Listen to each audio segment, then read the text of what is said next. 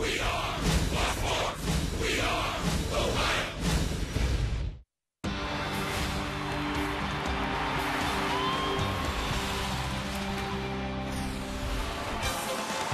On this picture-perfect Sunday afternoon, the number 14 is a big number here today in Cincinnati. It's always been big here because of you-know-who, the hit king. And today it's important because it is the magic number of the Reds as they try to clinch the National League Central Division for the second time in 3 years. Today, the final meeting of this series, the Reds and the Astros on Fox Sports Ohio. Hi, and a pleasant good afternoon, and welcome to Reds Baseball. I'm Jim Couch, along with Chris Welsh. It is the final game of this three-game series, and this is the end of a long run of baseball between Cincinnati and Houston as National League affiliates. Started back in 1962. Now, 51 years later, this is the final time they will meet as National League foes. Well, the Reds try to win this final game. Chris, a lot was made Wednesday when Joey Votto came off the disabled list and was back in the lineup, but not much has been made yet about the fact that Brandon Phillips moved from that 3 spot to the 1 hole. Well, he moved to the 1 hole, which is where he was in the very beginning of the season. And, of course, he hurt himself early in the year. He was moved down in the order to protect his legs. But, man, oh, man, you'd love to see a lot more of what Brandon Phillips has done in this series. Like he got on base 6 of his last 10 times here against the Astros so far in this 2-game series. And you'd like to see him do more of that. And here's a guy that is, of all the second basemen in the National League, leading them in runs batted in. He is second in second baseman's batting average. So it really doesn't matter where you put Brandon Phillips. He's going to hit the ball, but they need him at the very top of the table right now to set it for guys like Votto, Bruce, Ludwig. Those are the run producers you want to set up, and Brandon Phillips is the guy to do that. Well, here's Brandon last night after the game talking about being in the number 1 spot. Well, you know, when you hit leadoff, that's your number 1 goal is to get on base for the guys that knock me in and try to get things going. You know, I mean, I got some swag back on the top of the lineup. I just try to do what Dusty wants me to do, and hopefully I can just do my job. You know, Brandon's done it before, so, you know, he's our best candidate for leadoff. But, you know, we had to use him elsewhere because Joey was out of the lineup. So, you know, you got to place guys where you can place them depending on who's available to you at that time. And we're fortunate to have Brandon, the guy who can hit all over the lineup because there aren't many guys around that can do that. And it just shows Brandon's versatility and the fact, you know, what kind of team player Brandon is. Of course, Brandon in the number 1 spot today, Joey Votto in the 3rd. Reds bounced back with a win last night and try to take this series against the Astros here this afternoon. On the mound will be Johnny Cueto gunning for his 18th win of the year, trying to become the first Reds 18-game winner since 1995, and Pete Shurey.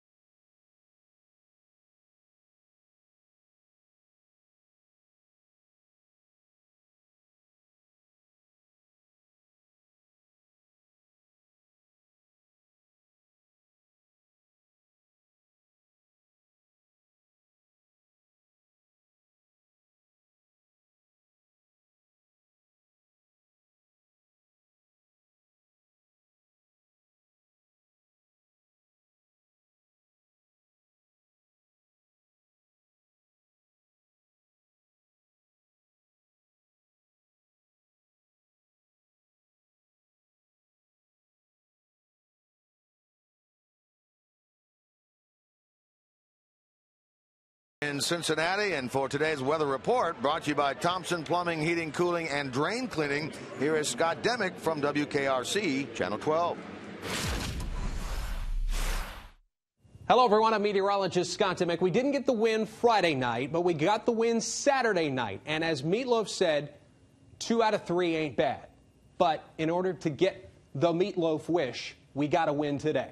We'll have a blend of sun and clouds at first pitch for the 7th inning stretch and for the final out. Early in the game, we'll have temperatures in the lower 70s. We'll be up in the mid-70s for the 7th inning stretch. And as you head back from Great American Ballpark, thousands of fans will enjoy temperatures in the upper 70s. No risk for rain today and low humidity. Enjoy the game and go Reds.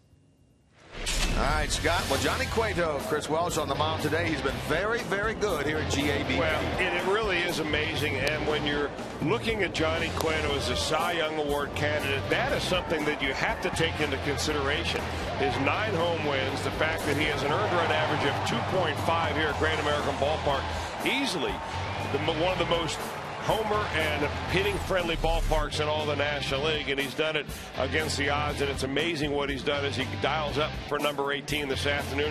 He'll go against Edgar Gonzalez, 29-year-old right-hander. He's been all sorts all over the place. He's had 1 start in the major leagues. That was his last time out. He went 5 1/3 innings to pick up a win in that ball game, so or to pitch pretty well in that ball game anyway.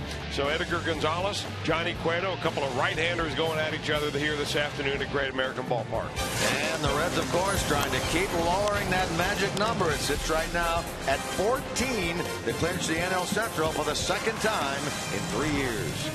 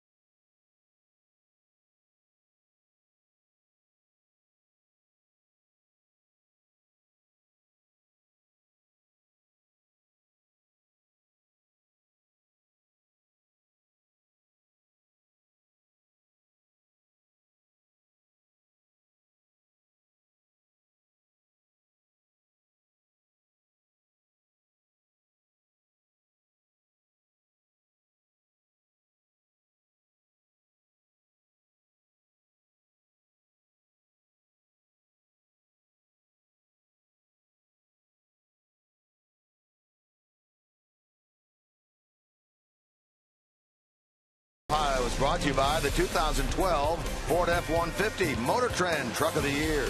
By the Regional Tourism Network. Let us be your travel guide to Cincinnati. Visit CincinnatiUSA.com. And by Skyline Chili. Game time is Skyline time. Stop by your favorite Skyline Chili today.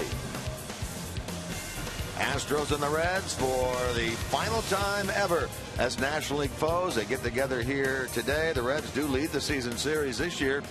10 wins to 4 losses. Tony DeFrancesco, little known, a former Reds minor league player back in his playing days in the late 80s and early 90s. And the interim skipper here, a little worn out as we get going on this Sunday afternoon. But here's the lineup card that he puts out there.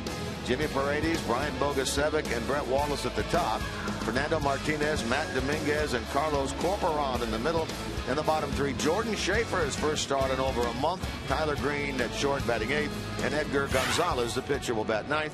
And here's Johnny Cueto, start number 29. Those are pretty bodacious numbers right there for Johnny Cueto, looking for number 18 as far as wins, earned run average among the league leaders, as he has been over the last couple of years. Actually best in all of Major League Baseball last couple of years. Start number 145 in his career. 11-1 during the day. I mean, you go on numbers. This guy is very tough to beat here, and I would imagine for the Astros a big mountain to climb for them, facing Cueto, the top of the rotation pitcher for the Reds. 72 degrees at game time here at Great American Ballpark as the switch hitting second baseman for the second day in a row, Jimmy Paredes, leads it off. Took a ball and now fouls one. He's at 1 ball and 1 strike from Johnny Cueto, starting for the second time against the Astros this year. He beat them way back on the 22nd of April here 6-0 when he allowed no runs, 5 hits in 7 innings, and overall making his 12th career start against Houston. And Paredes leads it off with a single into center field. Take a look at the Reds defensively behind their 26-year-old Johnny Cueto, brought to you by your Ford dealers. The outfield includes Xavier Paul out in left, Drew Stubbs back in the lineup in center, and Jay Bruce in right. Frazier, Didi Gregorius getting a second start at short. Phillips and Votto on the right side. Hannigan catches Johnny Cueto. Drew Stubbs had been out the last 3 games. He's back in center. Didi Gregorius makes his second start of his major league career. He started here Wednesday afternoon against the Phillies, and he gets the start here. He will get, it looks like, Chris, a little bit more playing time due to the oblique injury of Zach Kozar. Yeah, you know, one door closes and another door opens. And for Didi Gregorius, of course, he opened a lot of eyes in spring training with some tremendous defensive ability. In fact, we've got a clip of him making a play earlier this year when he played for Pensacola that will just astound you as to how good he is. But he is solid defensively, as solid as they come. What is he? The note we read, the 23rd different shortstop to play with Brandon Phillips. Well, that's a credit to Brandon Phillips for being around a long time, and he will hopefully continue to be here a long time. Actually, Joe Luckham tells us the 22nd shortstop to play with Brandon Phillips. Brian Bogusevic at the plate. Here's that play, Chris, you were talking about. We're already talking about it. There's Didi playing shortstop for Pensacola. Lays out, fields the ball on one hop, and then fires at first base from his bat. Very strong arm, great range, good glove man altogether. Nice to see Matt Sigafus come up with that play for us, wasn't it? You're not kidding about that. They had to track that baby all the way down to Chattanooga, Tennessee. Well, 2 things Johnny Cueto does really better than any other pitcher in baseball. Number 1, he keeps the ball in the ballpark. He's allowed only 11 home runs this year, and in this ballpark, to be able to boast that kind of number is just incredible. Number 2, he does not allow stolen bases. There's only been 1 stolen base against Cueto all year long. In fact, that 1 stolen base was not even a steal of second base. It was the back end of like a double steal. I think it was a first and third situation where the stolen base, the guy went home on it. So Johnny Cueto has picked off a number of runners. I think he's picked off 7 or 8. They've had 8 caught stealings against him. So he gets a base runner on. But if you keep that guy at first, you keep the double play in order, and you keep it from just being a 1-hit RBI situation for a hitter. Bogusevic tips it foul to stay alive. Rarity really, Chris, for Cueto the other day, the afternoon game here on Labor Day against the Phillies, and that he lost a day game. First time all year. Well, Phillies were playing, they always play well against the Reds, and you could say that he might be due for a loss, but let's hope he's not due today. Lined out into right, down in front of Bruce for a hit. So Bogusevic follows the hit by Paredes with a hit of his own, and the Astros have the first 2 aboard.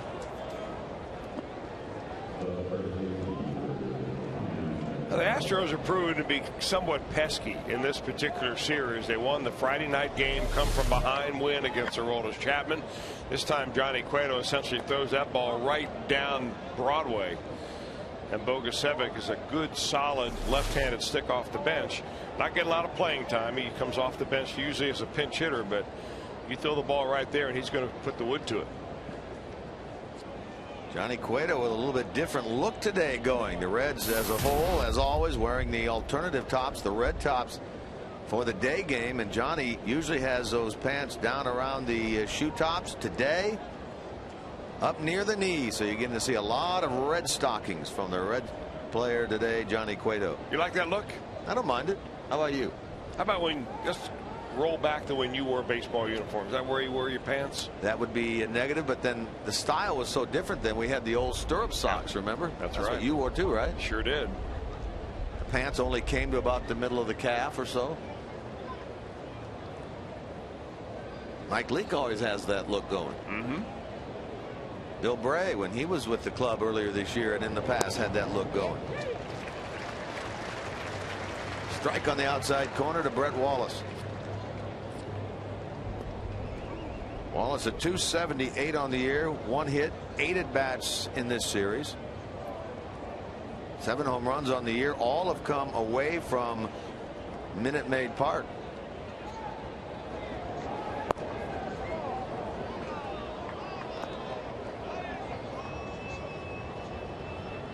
Talked about the Reds' magic number at 14. It was 16 going into last night, but the Reds win dropped it to 15, and then later the Milwaukee victory over St. Louis dropped it to 14. Any combination of Reds wins, Cardinal losses equaling 14. Reds will be the NL Central champion. Well, last night Brett Wallace at the plate now looked just horrible against Bronson Arroyo. Just couldn't figure out that slow curveball. He swung over it, struck out the first couple of times up. Eventually, I think grounded out or popped up. Wallace did. But he seems to be better against a guy that throws harder.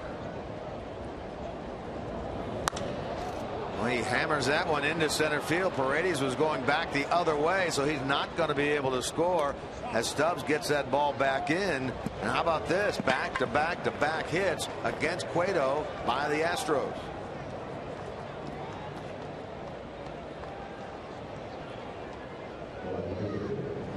Well, I can't remember a ball game that started like this all year long for Johnny Cueto. Maybe you could go back to the beginning of his career and not see him, other than that one game that he pitched horribly against the Philadelphia Phillies a couple of years ago, where they got 9 or 10 runs off of him in 2/3 of an inning.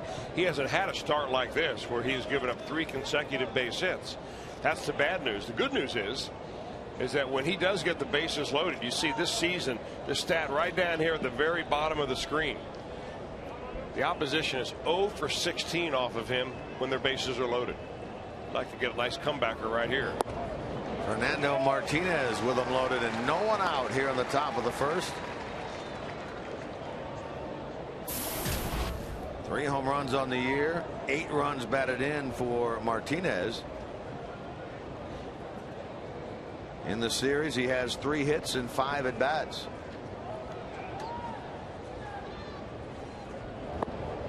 And he finds himself quickly in the hole, 2 strikes. Oh, a good looking slider right there through a letter high fastball right by him, and then follows up with a pitch that just drops off at the left-handed hitter's foot.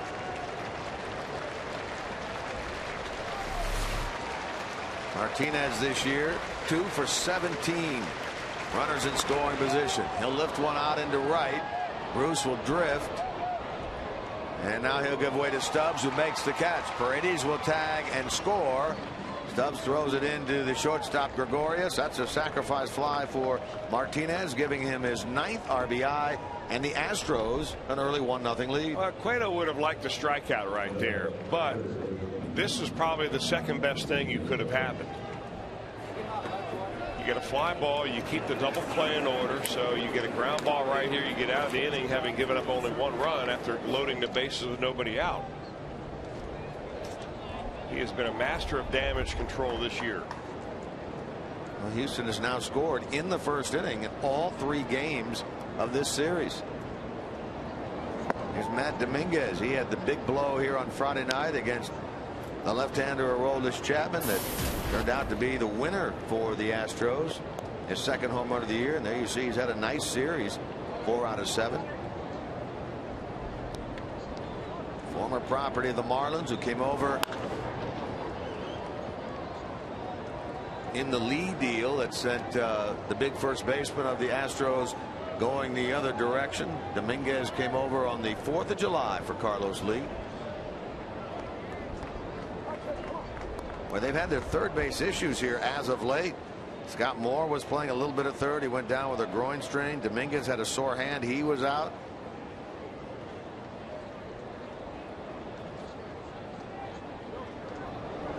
Brandon Laird, whom they recently picked up off the waivers from the Yankees, was under the weather. He was out. Chris Johnson was the third baseman there for a while before he was traded to the Arizona Diamondbacks. Yeah, you're going to need a program. Follow these Astros for the next few years. We'll send that program to the American League West teams next year. That's where they'll compete.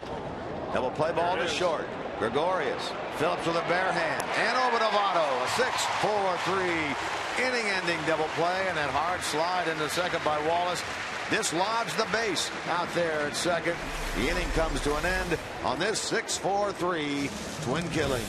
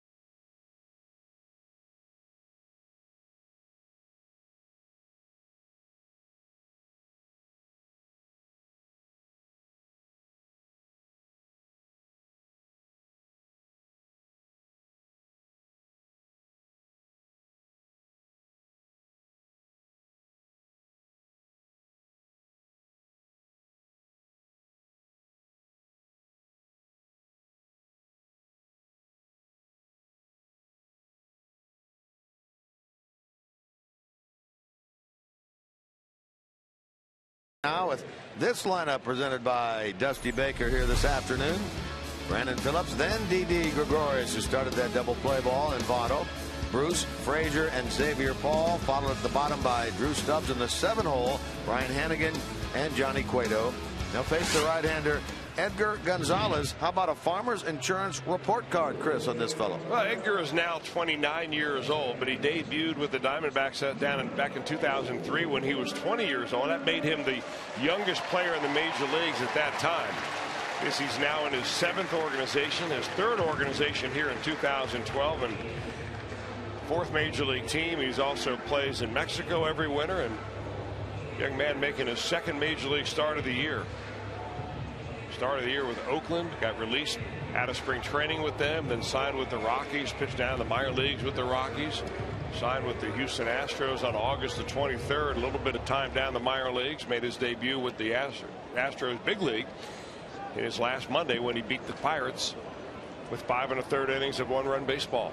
Here's the fellow we were talking about at the top of the broadcast, Brandon Phillips, back in what for him is a comfortable spot, the leadoff spot. Well, I think everywhere is comfortable for Brandon Phillips. I mean, the guy just loves to be on a baseball field. But he is as close to Barry Larkin as anybody has on this ball club. And Dusty Baker did the same thing that Davey Johnson did with Barry. Moved them all around the lineup as per the need of the club. Joey Votto goes out. He goes in the number 3 spot. You don't really have a number 4 hitter. Let's put Brandon Phillips there. You do have a number 4 hitter now. Let's put him back at the very top of the order. See if he can't use some of his speed. Fourth game back now for Phillips in the #1 spot. He was the guy, you remember, at the end of last year when he went to Dusty Baker and said, let me bat in the #1 spot. I think that'll be good for this ball club. And he and Stubbs were together virtually in terms of number of times they led off. Phillips led off almost all of 2010, and here he is in the stretch run back in the #1 spot in 2012. He's ahead on the count, 3 balls and a strike. On the year, 297. He's been flirting with the 300 mark for a good portion of the year. 4 hits, 9 at bats in this series, including that 3rd inning home run last night. Well, I think what you see Brandon Phillips do a little bit more of when he's in the leadoff spot is use right field. He doesn't have a feeling that he has to hit home runs, has to drive the ball. I mean, he said at the very onset of the program, we showed a little video clip of him talking, saying, my job as a leadoff guy is to get on base. He did that 3 out of 4 times last night. Full windup, and now a 3-2 pitch is lifted into left field. Chasing that ball is Martinez. Right at the edge of the track, he hauls it in, and Brandon Phillips is retired. Take a look at the Astros defensively, brought to you by your Ford dealers. In the outfield, Fernando Martinez just caught that ball. Jordan Schaefer making his first start since the early days of August due to a shoulder injury. He's out in center, Bogasevic in right. Dominguez, Green, Paredes, and Wallace across the infield. Carlos Corporon, we see him as a starter for the first time in this series, doing the catching of the 29-year-old Edgar Gonzalez. Here's Didi Gregorius. Started in the game here on Wednesday against the Philadelphia Phillies in his first big league start. Hit out of the 8th spot, went 0 for 4. Hit 3 times against Roy Halladay, and the first time up lined it hard into left. The ball was caught. He tries to become the second of the newcomers to get his first big league hit. Henry Rodriguez was able to get that done last night.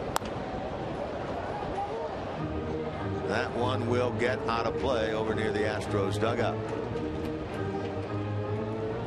Didi Gregorius, 22 years old. Considered the #4 prospect at the start of this season in the Reds organization. Signed as a free agent back in 07 out of the Netherlands.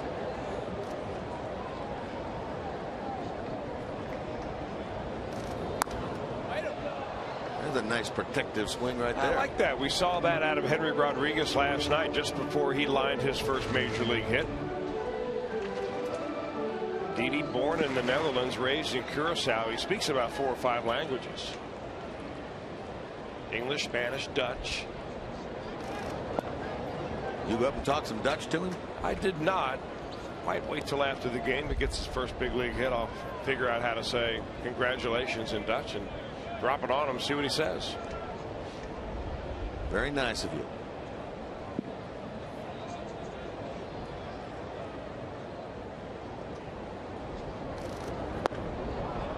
He chases an off-speed pitch, and he is a strikeout victim here in inning #1. Now his first hit will have to come later in the game. Well, the biggest adjustment that a player like Didi Gregorius will make from coming from Double-A to the major leagues is these pitchers here have 2 or 3 secondary pitches that they can throw for strikes. You don't see that in Double-A. Nice hand for Joey Votto as he walks to the plate. 4th game back for him. He returned on Wednesday in the finale of that Philly series. Well, he's been on base a lot since that time. He's 4 for 7 with 4 walks. Been on base 9 times in the 12 plate appearances that he has made. Well, he may not have hit the groove yet as far as him feeling good and timing and really letting it loose at the plate, but his strike zone management has not suffered at all. Well, you got to believe, don't you? As long as he's feeling good and wants to be in that lineup, Dusty's going to put him out there because he's got a number of players that are A, either hurting a little bit, or B, that he wants to give some time off. Easily in the center off the bat of Votto to Jordan Schaefer, and the Reds go in order in the bottom of the 1st.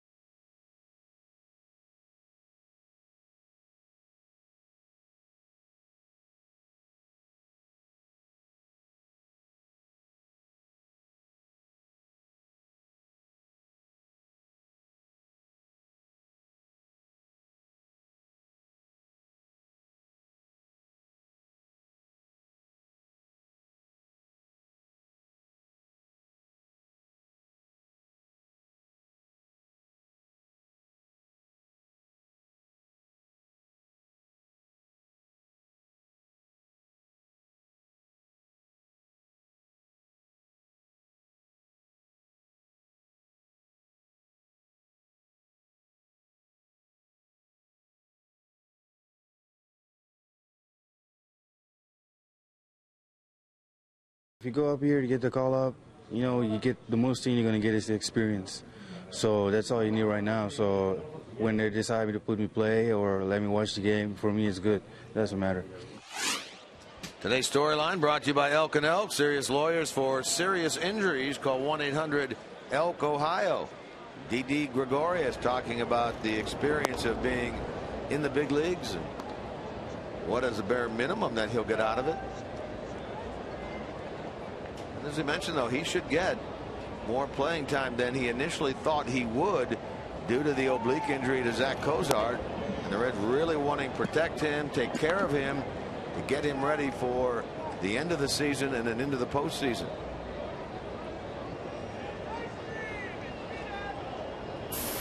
Carlos Corporan, the catcher, switch hitter, stands deep in the box, leads things off here for the Astros in the second. Here's a play he made Wednesday. Now this is the kind of thing you can expect from Gregorius. Very athletic, twisting, turning, catch of a little pop-up behind shortstop. Well, the Reds are really blessed with the kind of great middle infielders that they have right now as far as depth. I mean, this is Gregorius' first shot in the major leagues, but you know, Zach Cozart, young player, great shortstop, really shown everybody everywhere that he's ready to play every day in the major leagues. In fact, Cozart, of course, one of the names mentioned in the Rookie of the Year race.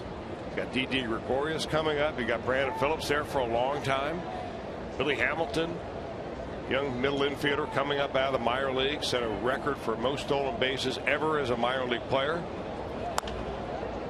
Well, Baran shoots this one out into right center. That's a hit. That's the fourth safety of this game already for the Astros. Oh, leadoff base hit in the first, leadoff base hit here in the second. Here's Jordan Schaefer now.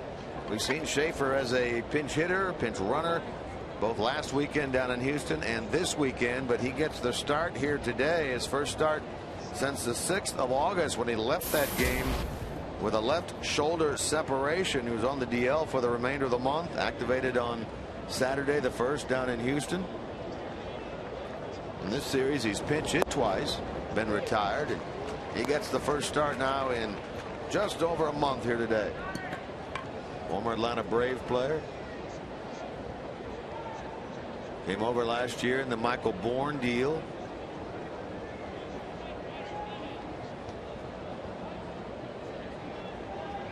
Hitting .213.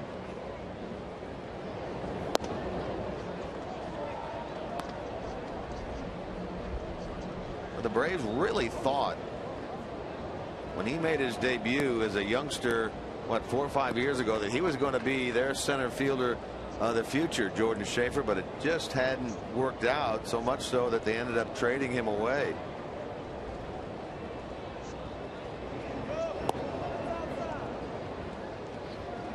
Schaefer made his big league debut with Atlanta back in 2009, but in only 50 games hit .204. Eventually had a wrist injury that sidelined him.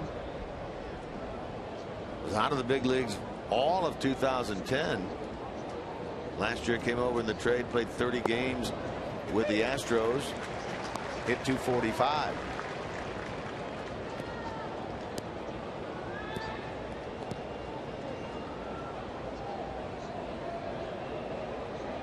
Big crowd here last night on a Saturday night.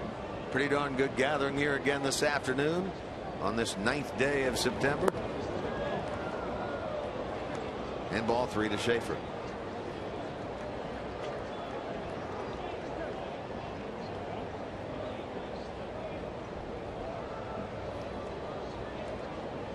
Talked a lot last weekend and again really today about the fact that this is the final meeting between these two teams, as Schaefer is a strikeout victim, part of the realignment of baseball for 2013. The Astros will be moving to the American League West, so this is the 839th and last time these two will meet as National League foes.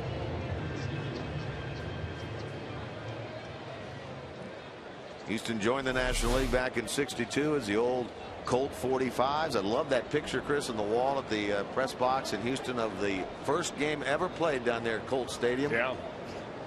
Cubs played there. And that opening game.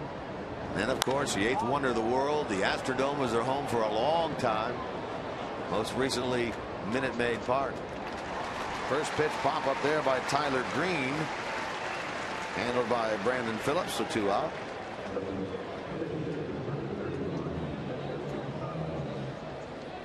You remember your first visit to the Astrodome? I do indeed, yeah.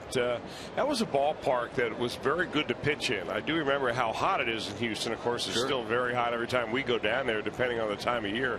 But they kept it very cool in there. I mean, down in the upper 60s. So the ball didn't carry very well. In fact, it was kind of funny to see all these people filing into the stadium bringing jackets and sweaters in to watch a baseball game in Houston, Texas in July. When it was 100 degrees outside. It was at least 100 degrees outside. That would be an odd scene. It was a hard place to see the baseball, too. For the first couple of days in there, your fielders would have to adjust to the ceiling. The ball didn't come off the bat where you could react very well. You saw a lot of misplays on the part of visiting teams in there. And, of course, you had to face Nolan Ryan, Bob Knepper. Mike Scott. That was not very good, at least back in those days. But that ballpark that they're in right now, Minute Maid Park, in my opinion, is the best retractable dome stadium out there. It's just a beautiful place to watch a baseball game. A lot of people say that of all the retractable roof ballparks, they enjoy Houston the most. Gonzalez, the pitcher, as Cueto tries to make quick work of him and put an end to the top of the second. This 1-0 game, Astros. The roof of the Astrodome at the time when they first built it was white, wasn't it? So it kind of it was. Well, at first it was clear because they tried to grow grass there. And then when they figured out they could not grow grass there, they would have the clear glass. So then they colored the glass and put AstroTurf in. And when they colored the glass white, of course, the baseball there was no contrast. So outfielders are losing the baseball. So they finally darkened that up a little bit and played there for a long, long time. 50 years now as an Astro. Houston has had that ball club. Wild swing there and a miss by Edgar Gonzalez. Strikeout for Johnny Cueto, his second of the inning.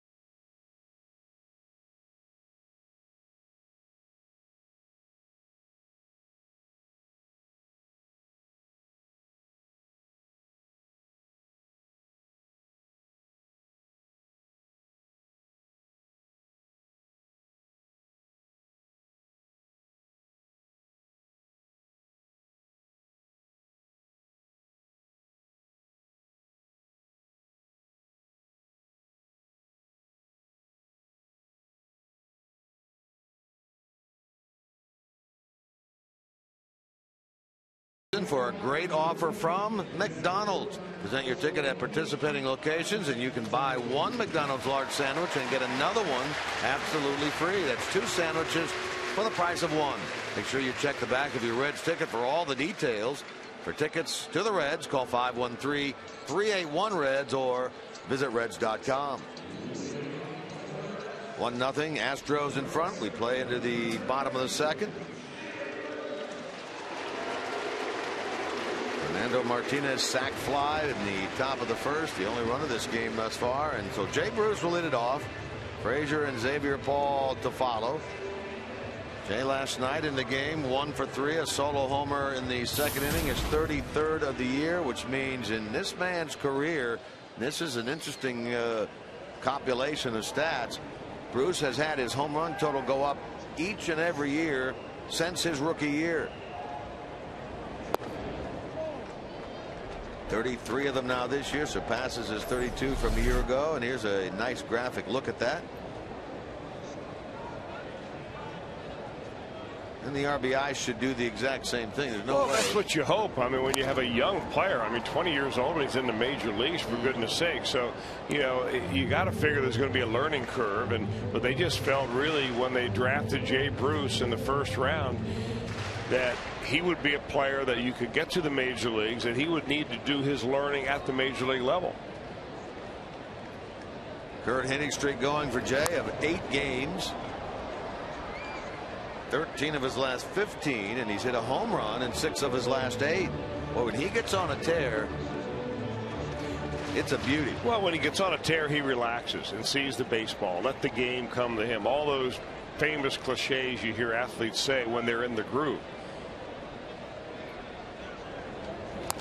And what we've seen from Jay is that when he gets cold, he gets very cold. But I think he sweats about it too much. And it's easy to do because you feel like, for one reason or other, that you have to live up to the expectations of a #1 draft pick. And then the face of the organization.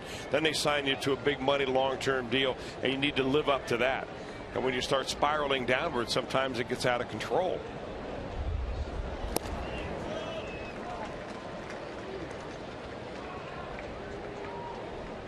Well, we mentioned it last night, and he said as much. He said the doubt starts to creep in as to whether he's going to be able to get it straightened out. Is he worth the big money contract that he has signed? He's on the cusp of his first ever 100 RBI season. Well, the good news about being a baseball player is that money is guaranteed, period, whether you do it or not. So you don't have to fret about it. It's not like you're playing, you know, tennis or golf where you have to win in order to get paid. So, you know, there shouldn't be quite as much pressure, but still, players put pressure on themselves because they have expectations also. Nobody wants to sign a big contract and then non-produce and be the lightning rod for fans to boo you and get on you and pick up the paper and read negative things about yourself. But it's been a nice, smooth cruise for Jay Bruce this year. How about his numbers in September? 8th pitch now of this at bat for Jay. Against the shift, he hits it to the second baseman, and Paredes will throw him out. So 4 faced, 4 retired by Edgar Gonzalez. That will be Todd Frazier. Big day today, Chris. Big day today. That would be Wade Hoyt's birthday? Well, among birthdays being celebrated today, along with Wade Hoyt, is Gretchen Wayhoff. Wow. The 8-year-old daughter of Gary Wayhoff, the traveling secretary of the Reds, whom we all go to for various wants and needs throughout the course of a baseball season. He, of course, organizes all the travel and everything that the Reds do when they are on the road, and takes care of ticket requests and the like. Today, his daughter Gretchen's 8th birthday, and a big old party planned for later on. Very nice, Gretchen. Happy birthday, young lady. Hope you have a great day. Dad will be home shortly, as soon as this game is completed. Todd Frazier finds himself in a 2-strike hole. Todd has reached base in 30 straight games, either by a hit, a walk, or been hit by a pitch. Team high for this Reds team in 2012. He's one of the guys that Dusty talked about before the game, saying, hey, you know, he needs a little time off himself. Well, you know, that goes ditto for just about every player out there who's played a lot during the summer. There's hardly anybody out there who's not banged up a little bit. You could be just simply tired, or you could have a sore arm, a sore leg, a little sore wrist. You know, just guys go through it this time of year. That's why it is such a luxury for Dusty Baker to have a lead going in here in the last few weeks of the season, where he doesn't have to grind out every game to win to try to get into the playoffs like so many teams in the National League are doing right now. Yeah, the second largest lead going right now. The Reds have a 9.5 game bulge over St. Louis. The second largest lead going is a 6.5 game lead by the Nationals over Atlanta. Then a 4.5 game lead by Texas over Oakland. Dodgers also a 4.5 back behind the Giants, but a 9.5 game lead.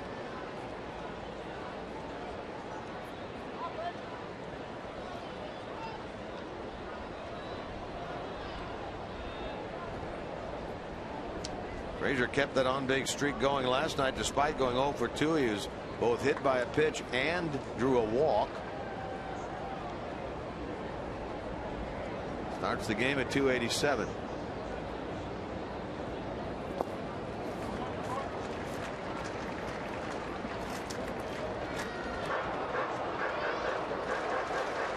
That Carlos Corporan, the catcher, would go out there to talk to Gonzalez. You may remember Gonzalez back in 2004. If you're a real average Reds fan, you may remember that he pitched his first game against the Reds back in 2004, and he took a no-hitter into the 7th inning.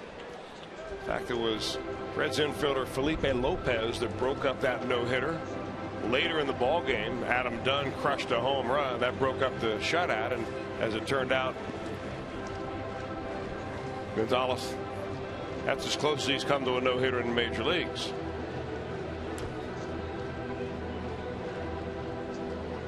That was a year after that he played in the National League All-Star Futures game for the Arizona Diamondbacks. Frazier with a swing and a miss, and he is a strikeout victim for out number 2. Fans of a Reds home run hits the Toyota sign during this afternoon's game. Thomas Barnhart from Cincinnati, a proud owner of a 2012 4Runner, will win this beautiful new Tundra on display here at Great American Ballpark. Register for your chance to win in an upcoming game by seeing your Cincinnati and Northern Kentucky Toyota dealers. Boy, Jay Bruce came awfully close on Friday night. Or was it last night? I thought it was Friday. Last night. Yeah, last night. Paul bats with 2 out.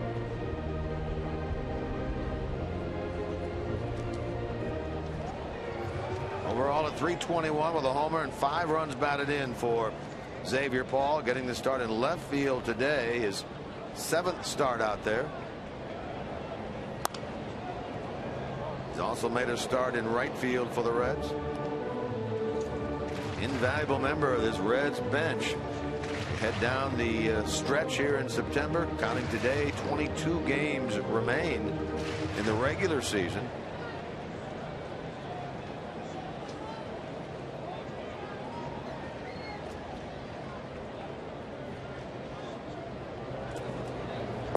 Reds get into the postseason as we hope and expect they will. They'll start first round play on either Saturday, October the 6th, or Sunday, October the 7th, depending on what seed they are. If they're the 1 seed and they have to wait for the wild card winner, they'll start on the 7th. They're the 2 or 3.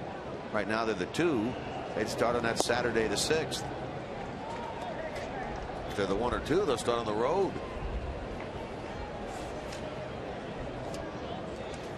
But as we said, 22 games remaining in the regular season to get to there, but certainly the Reds are the closest to clinching a spot with a magic number, as we've talked about, of 14 going into today. Paredes gets it and flips on to first. Paul is gone, and for the 2nd consecutive inning, the Reds go in order.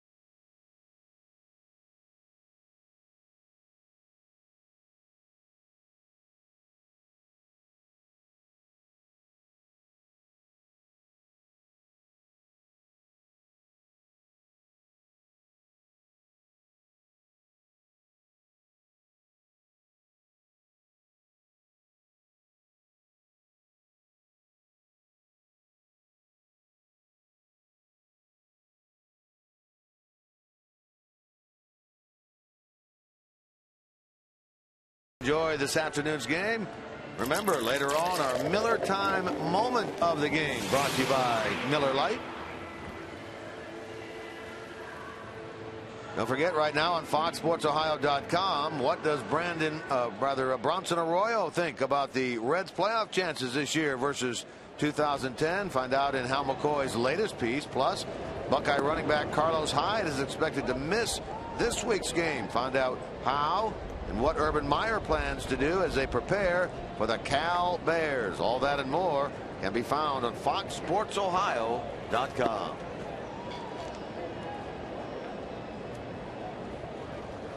Paredes leads it off here in the third inning. 1-0 Astros. They scored in the first.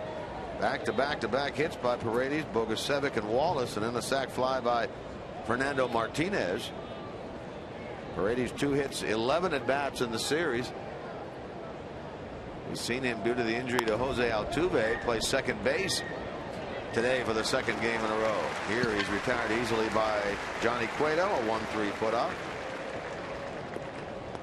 As it seems has recently been the case, Chris, Johnny Cueto seems to have to work his way into these games, and once he gets rolling like he is now, you never know.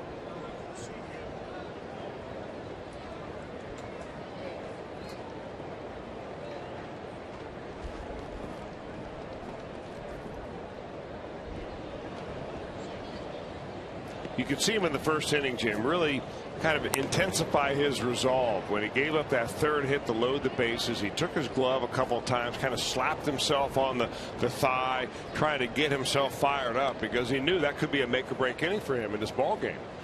And as I said then, he's been a magician when it comes to damage control all year long. Got out of that jam with just 1 run. But he knows there's a couple of things on the line for him. Number one, you know, he wants to get his ball club closer and closer to clinching this division crown. Number two, he wants to make sure that he stays where he is, which is right in the conversation for Cy Young Award. And Dusty Baker feels the same way. Conversation I had with Dusty yesterday about that subject. He said, you know, I'd love to give Johnny Cueto some time off, but if he takes a game off and he ends up a game short or win short of being the Cy Young Award winner, he may not ever get into the same position again in his career at this point in the season, where he's having such a banner year, where he's among the finalists in the Cy Young Award. So when you're right there, you've got to go for it. And I think Johnny Cueto realizes that that is something else he's pitching for here this afternoon as well. And remember, there's never been a Reds Cy Young Award winner. He's trying to become the first. Which that makes it even more special.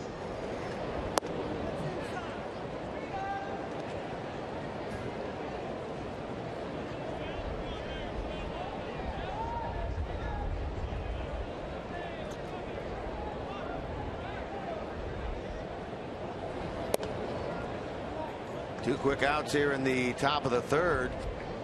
Johnny right now at 17 wins, 1 behind R.A. Dickey of the Mets, Gio Gonzalez of the Nationals for the National League lead. They each have 18.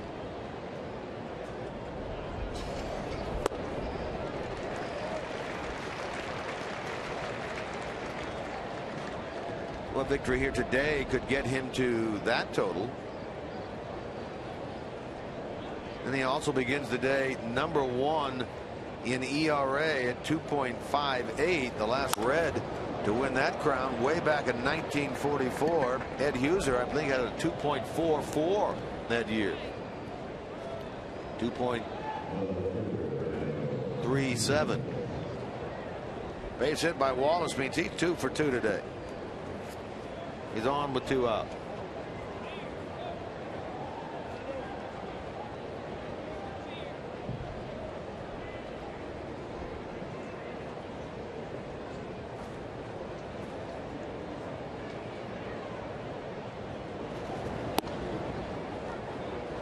Last night we had both of the Martinez boys in there. JD out in left, Fernando in right. Again, they're not related, but JD out of the lineup today.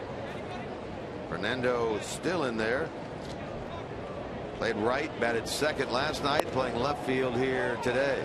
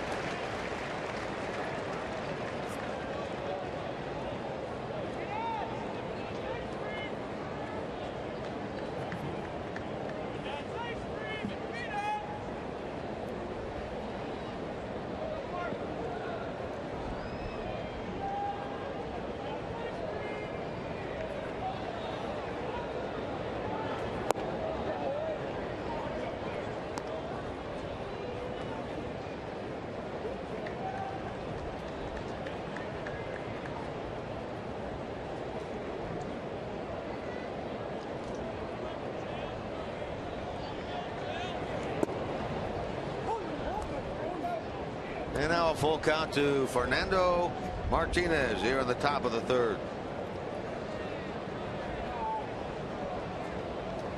You know, Johnny's demeanor on the mat is beginning to remind me just a little bit of that of Greg Maddux. I remember watching Maddux pitch, and he would get angry at himself for making a bad pitch in the middle of the count to run the count to 2-2. And that's the kind of thing that you see Johnny Cueto doing right now. You know, some guys get angry after they give up a 3-run home run.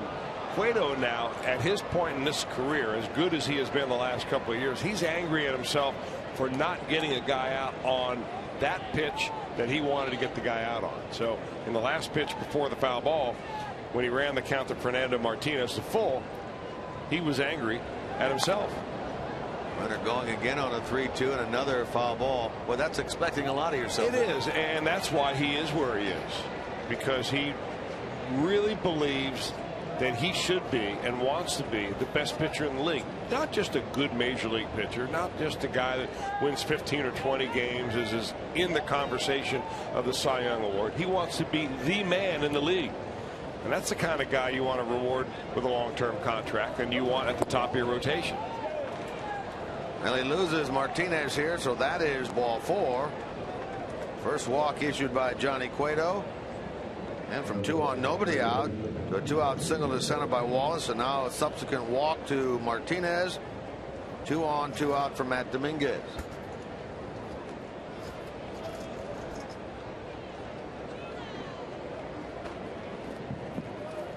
Five hits and a walk already today given to the Astros.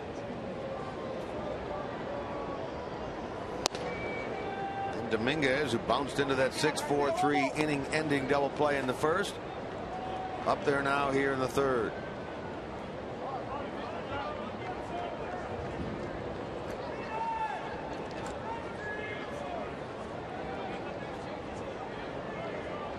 Pair of hits in the game last night for Dominguez.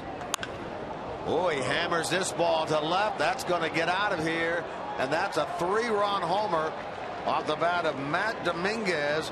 Boy, he had that big 3-run blast here on Friday night against Chapman, and a 3-run homer here in the third, scoring Wallace and Martinez ahead of him, and it is now 4-0.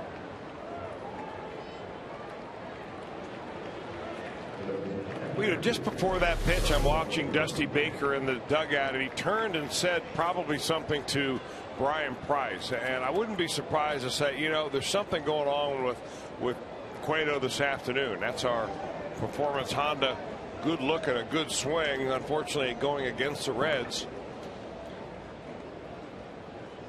and a 3-run bomb to make it 4-0. I mean, this is a crowd now that is just completely silent, stunned as they were the other night when Chapman gave up a home run to lose the ball game in the 9th inning. Who do these Astros think they are? Well, one thing for sure, Johnny has certainly given up more home runs in the second half of the season, as there's still another hard hit ball and a base hit into right by Corporon. Cueto gave up 5 home runs in the first half prior to the All-Star break in 120 1/3 innings. With that home run ball, he's now given up 7 since the All-Star break in just over 70 innings. So a big disparity there. Ryan Price will go to the mound and talk with the ace right-hander. Well, in this year, which is the year of pitch counts and shutting pitchers down, Jeff Samardzija pitched his last game for the Cubs yesterday through a complete game against the Pittsburgh Pirates. They're going to shut him down. They said that ahead of time. Of course, the big news around baseball was the Steven Strasburg controversy, whether they're going to let him pitch into the playoffs, shut him down. As it turns out, they shut him down even earlier than they thought they would to protect him. Well, you know, Johnny Cueto is beyond that. We heard that in spring training, that there is no pitch limit, there is no number of games limit or innings limit on Cueto this year, but that doesn't erase the fact that he's on pace to throw 220 innings this year, which would be way more than he's ever thrown before, and that's not including how deep he may pitch into the playoffs. So I mean, Aroldis Chapman is human. He proved that the other night. Johnny Cueto the same way, and even in the race for Cy Young, you've got to maybe take a step back and say, what's the best for everybody here? But you just hold him to such high standards that, you know, what you expect out of Cueto is not what you expect out of your number 3 or 4 starter. All this coming here in the third with 2 out. Single by Wallace, walk to Martinez, 3-run homer by Dominguez, single by Corporon to right, and a 1-1 now to Schaefer.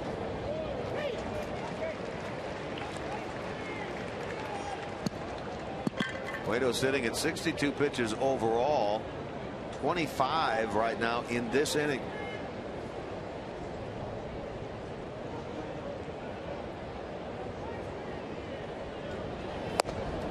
Schaefer strikes out, putting an end to the top of the third, but a 2-out, no one on rally by Tony DeFrancesco's club. And the Astros lead 4-0.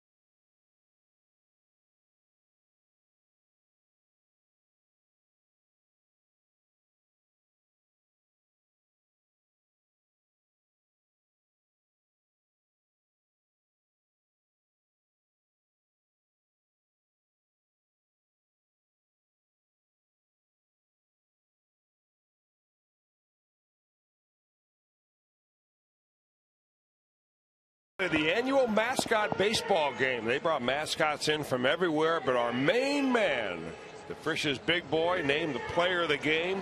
He drove a run in. He stole second base. He made some great defensive plays. And you may not know that, but that big boy right there is our own Jim Kelch. I don't mind saying I'm a little sore. And I'll tell you what, you did a nice job today. Congratulations to you. And we expect to see you at the mainliner at 5 o'clock to sell some big boy sandwiches. You know, I just may do that. Maybe some brawny boys, too. I'll celebrate with a brawny lad. Nice. I could barely get up here in time after playing in the game, showering, getting up here and getting ready for the stand-up. Does Diane ever ask you to put the head on, walk around the house just to kind of liven things up back home? Well, to really get things going around the Kelch mansion, I put on the entire costume. It'd be nice if you cut the grass. As the big boy. As the big boy. It's a good idea if I had a lawn. Good job. That was fun. That was a fun, Thank you. fun game to watch. Thank you. Drew Stubbs leads things off here in the bottom of the third. You know, I thought playing in that game might help my sore throat, but it didn't work. Drew in there now after sitting out 3 consecutive games for the Reds. He last played on Tuesday against Philly. Went 1 for 3 in that game, but comes in hitting only .220. 5 hits in his last 43 times up there. Dusty asked prior to the game in his pregame media meeting, what kind of things did you guys work on with Drew? He said, well, I don't really want to get into that, but we're trying to help him revise his approach to each and every AB. And he takes a called third strike there on a 1-2 pitch rung up by Fielden Culbreth for out number 1. Drew's in one of those cycles right now where the slump he's in is probably taking on a life of its own, where you're so cognizant of maybe trying to work on the things that Dusty and Brooke Jacoby are working on with you plus the fact that you're not seeing the ball good, you haven't played the last 3 games, you're wondering if you're going to be an everyday player in the postseason. You know, all these things are working on your mind. It's not necessarily just how you hold your hands and where you stride. It's a mental thing that he's got to be able to get over and just relax and play the baseball game. It's not an easy thing to do. It's like getting in an argument with someone and that person turns to you and say, just relax, will you? Well, that's the last thing you can actually do, right? That incites you even more. Yeah. Hannigan bats with 1 out.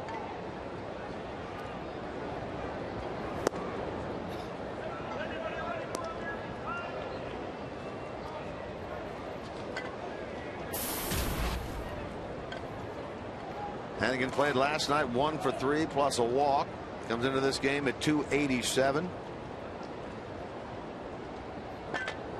7 retired and 7 faced in this game so far for Edgar Gonzalez. I remember you, Chris, and Tom talking about Gonzalez, and Tom said the Diamondbacks way back when were very high on this guy. Well, when he first came up in the minor leagues, he was signed as an amateur player out of Mexico, young guy. And they really were high on him. He's lost a couple of miles an hour on his fastball, but what he's improved on over the years is that off-speed pitch. And he's throwing it just about at any count. Got Gregorius on a strikeout and an off-speed pitch. And he'll throw it to both lefties and righties. Now 29 years old. You talked about him being with the Rockies organization at their AAA club at Colorado Springs earlier. Once he was released by them and signed by Houston, they were talking about the Astros. Very encouraged by the 2 starts he had at their AAA club down in Oklahoma City. Only 1 earned run allowed. That's why he's here. In 13 innings. I mean, you talk about a spot for opportunity. That's over the head of the right fielder, Bogusevic. This will be the first hit, first base runner of the afternoon for the Reds. Is sliding into second with a 1-out double is Ryan Hannigan. It's almost like Ryan Hannigan baited him in with that little base hit he had last night off the end of the bat that landed in front of the right fielder, and he sees Bogusevic playing very shallow and right and says, you know what, I'm going to go over his head this time, and he does in the right center field gap. Bogusevic cheating in, gets burned on that one, and Ryan Hannigan picks up a 1-out double. Oh, a quick meeting on the mound between catcher Corporon and pitcher Gonzalez. We'll see Gonzalez work from the stretch now for the first time this afternoon. Yeah, Gonzalez signed with the Diamondbacks, eventually got released by them, signed in 2009 as a minor league free agent with Oakland. 2010 he played in Korea, Mexico, and then signed with the Los Angeles Dodgers. In 2011 that found him signing a minor league deal with Tampa Bay and then signing another minor league deal with the Colorado Rockies. Bouncer to the right side by Cueto will move the runner up. Johnny is gone 4-3. Hannigan now at third. And that was only through 2011. This year he's made 3 stops. Originally re-signed again as a minor league free agent before spring training with the Oakland A's. They released him at the beginning of the year around April 3rd. Then he signed with the Rockies, got released there, and then signed with the Astros on August the 23rd. And here he is a month later making his major league debut last Monday against the Pittsburgh Pirates. Well, he was quoted after that game against the Pirates as saying he is so very grateful for the opportunity to be back in the big leagues for the Astros. Said, I'll do whatever they ask, whatever they want me to do to stay up here. And what they really want him to do is pitch well. Well, that's about what you can do. He gets Phillips for the second time. Reds down 4-0 here in the bottom of the third, thanks to the big blow of this game, a 3-run homer by Matt Dominguez against Cueto in the top of this inning. He has been the series star for Houston, that's for sure. Matt Dominguez. 3-run homer in the 9th inning on Friday night against Chapman. 3-run homer here in the 3rd inning today against Cueto. 2 names that have been talked about a lot, at least from a Red standpoint, that are candidates for the Cy Young.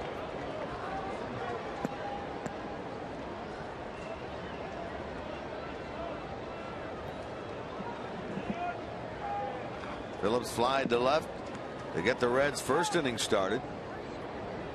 Trying to get the Reds on the scoreboard here. Home run last night in the 3rd inning was his 16th. He also singled, walked twice, so he was on base 4 times last night.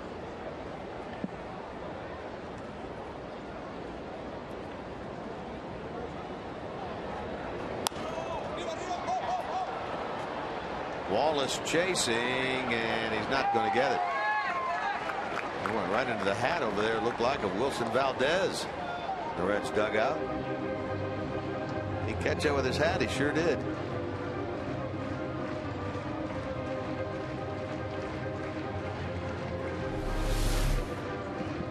That's what I call a utility infielder. Slick as he is, he could use that hat as a glove in the infield if he wanted, probably.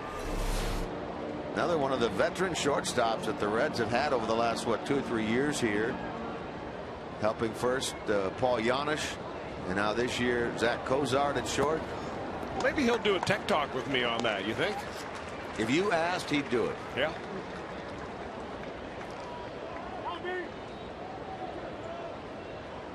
I mean, if you can get the president of the Ohio State University to do a tech talk on tying a bow tie, you can get anybody to do anything. Actually, that was a bow tie tying contest. And he won because you had that extra flap hanging out at the end. He corrected it for you. As the president. Technicality. They all count, buddy. I just thought I saw some beads of sweat forming on his forehead when he looked over at me, and I had the big lead. As you were talking, for a guy that has time. For a guy, Gordon Gee, president of the Ohio State University, who has 1,000 bow ties active and another 1,000 bow ties retired. He passed those numbers along to you? Yeah, he did. On the air. How about some of the ties? Did he pass some of those on to you? He did not. Unfortunately not. I think they're all scarlet and gray, so you have a decent not quite collection. My color scheme right now. You have a decent collection there in the back, about 6 or 7 of them. You can help yourself to anyone you want every Tuesday night. You know, I would, but as I recall you saying distinctly in Milwaukee one night, you are now banned from wearing bow ties. Well, you're on probation, but you were. I mean, you probably still are, the way you threw me under the bus yesterday. Swing and a miss, and Phillips is a strikeout victim. That the 3rd of the game for Edgar Gonzalez.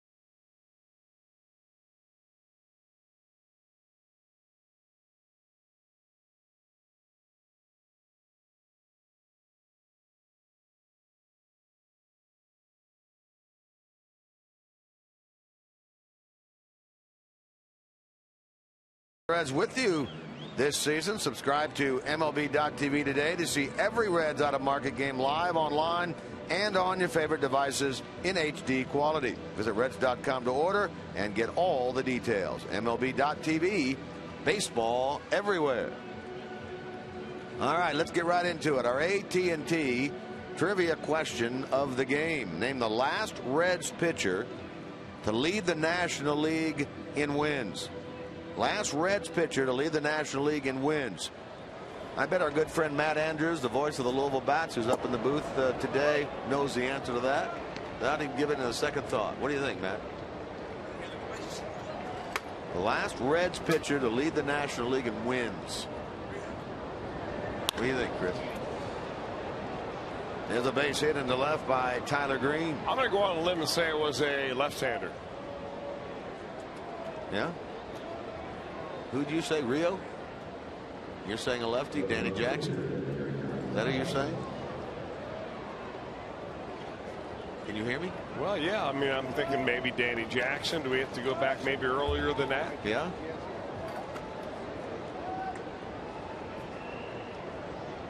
I mentioned Pete Sherrick's name earlier. He won 18 games in '95. You know, when you first gave that question, it sounds like a layup.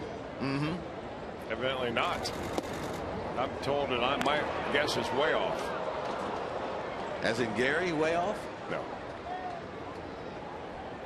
Well, we'll find out in the not too distant future. I'm surprised, quite frankly, that Matt Andrews does not know that, the lifelong Reds fan that he is.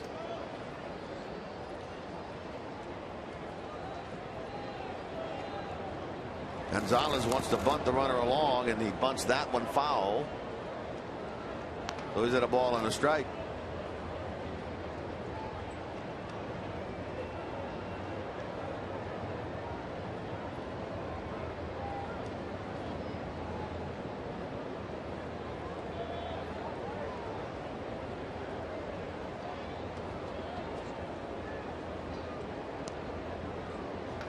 Here comes Frazier charging and just getting a piece of that ball. To stay alive is Edgar Gonzalez. How about grading out his form, Chris, in terms of bunting here? What do you think of that? Well, he's down in the count, 1 ball and 2 strikes. Never a spot you want to be. You want to be able to get it down early on. The Reds are trying to get him to bunt into a trap by bringing the third baseman Frazier hard in from third base. What I don't like about his form is he's not moved up in the batter's box at all. He's still deep in the batter's box. Does not give himself enough fair territory with which to work. That's going to backfire on him. They get the out at second. Yes, they got the out at second. As Gregorius trying to transfer from catch to throw, had the ball come out of his glove. They get the out there as Gonzalez tried one of your favorite plays, the old Butcher Boy. Well, it was, and it's one of those that, as it turned out, it did backfire on him because you've got a very agile athlete on the mound in Johnny Cueto.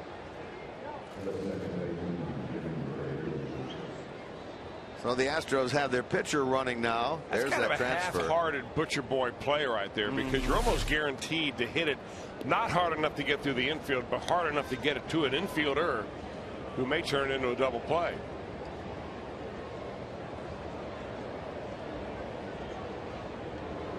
Top of the order now, and Jimmy Paredes.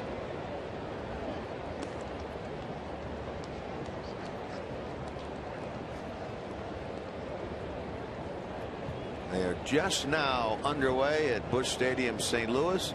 Milwaukee and the Cardinals in the first inning, and they're in the third at Pittsburgh. Pirates have taken a 1-0 lead in that game. Here, Jimmy Paredes gets his second hit of the afternoon, and for the Astros, hit number 9 on a single into right field. 2 on with 1 out. Well, a situation right there that if Gonzalez, the pitcher, gets that bunt down and moves a man over to second base, you may have a chance of scoring him on that. At the very least, you have a man on third 90 feet away. So the Reds not giving in on that. Still have a chance to get out of this inning here with 1 pitch, a double play ball. If you can get Brian Bogusevic to cooperate. I don't see any activity down there in the Reds bullpen, or is there somebody throwing?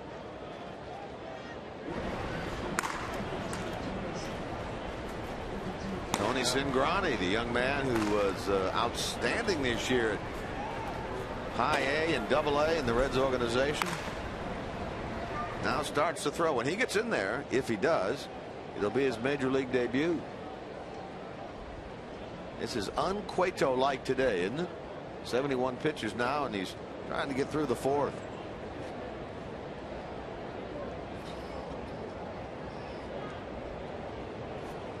Bogusevic, a hit and a strikeout so far to his credit today.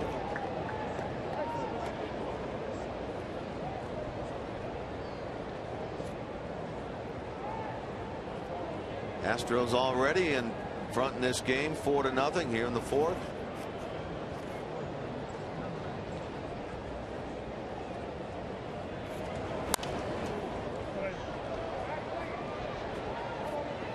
One ball and one strike.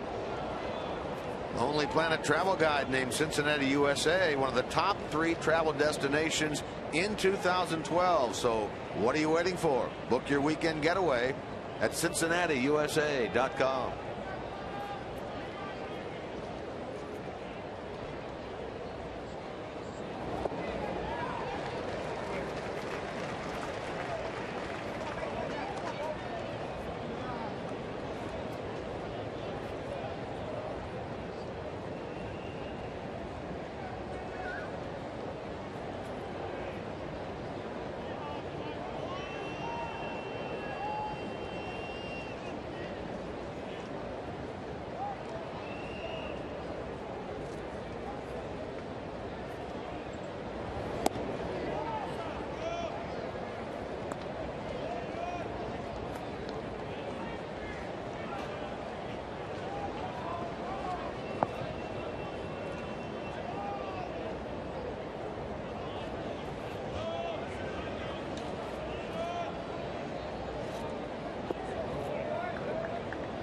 From 1-2 to 3-2 to Bogusevic. Yeah, he's not been quite as efficient today, and I'm not implying that Johnny Cueto is tired in any way. You know, you're bound to have an off day.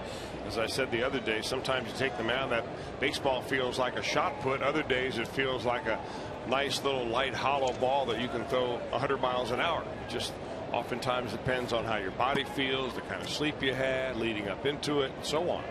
Could be your biorhythms. But Cueto, obviously today it's more of a struggle than not. But given all that, I mean, he has thrown a lot of pitches this year. Start number 29 for Johnny Cueto. That puts him among the leaders in the league. He has not missed a start, neither has anybody else on this pitching staff. But here are the number of pitches, total number of pitches thrown in the league this year. Now, the first 2 guys, Giovanni Gallardo and Clayton Kershaw, have each thrown 29 starts. So Cueto is making his 29th today. He's going to surpass those guys, obviously, and be atop the leaderboard after today's over with. So he's thrown more pitches than any other pitcher in the National League. Something certainly you keep an eye on as you go down the line. He's got about 4 starts left. You figure if he does not miss a start between here and the end of the year, he's got 4 more starts left. So you're figuring at least 440 pitches more to add to that total, which again would be a career high. But he's a strong guy. He's worked out hard all year long. He's used to being on that 5-man rotation, so they're a little reluctant to start changing things around right now.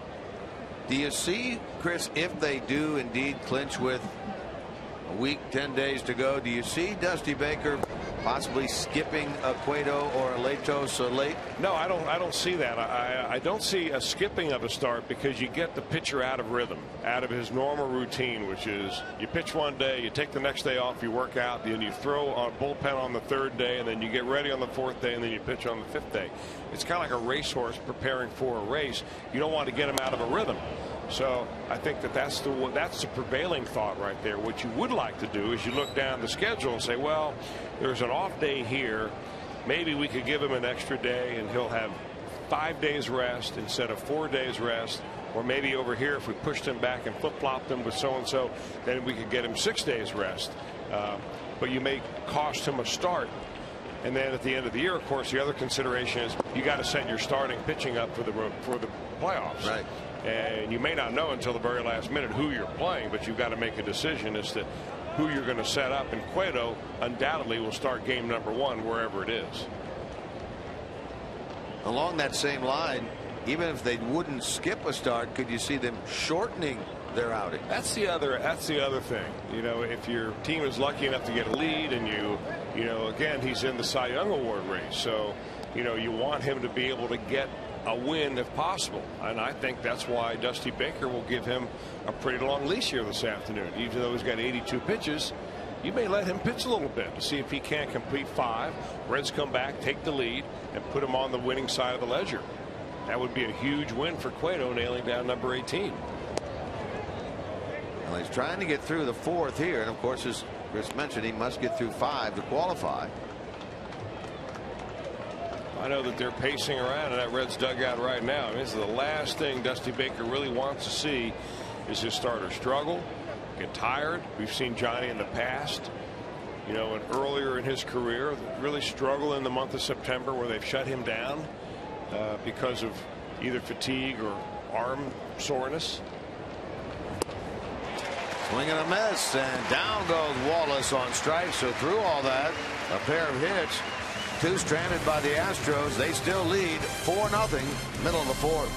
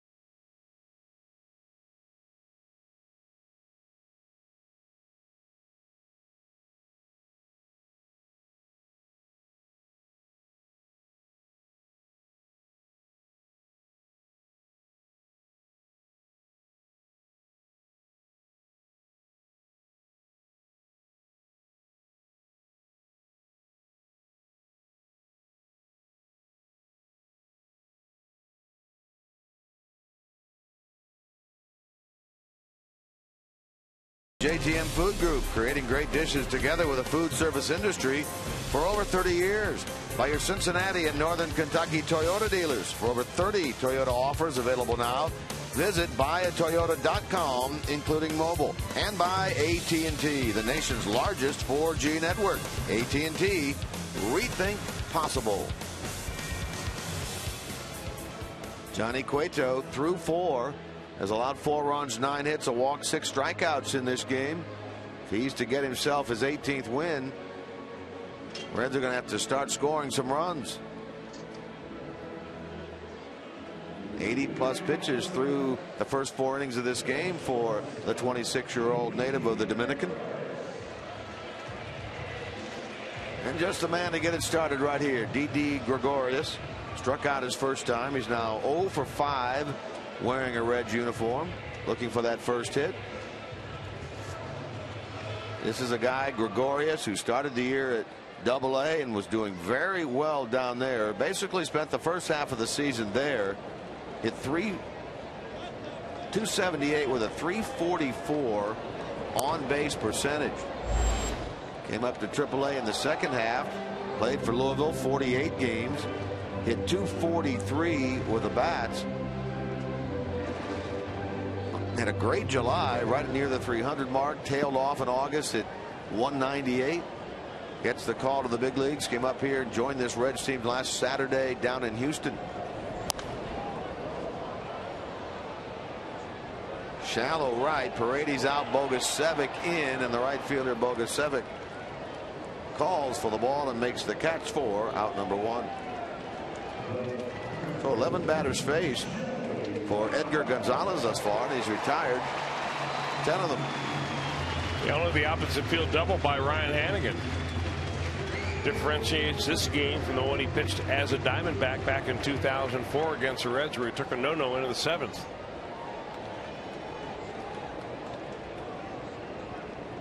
Joey Votto flied to center his first time.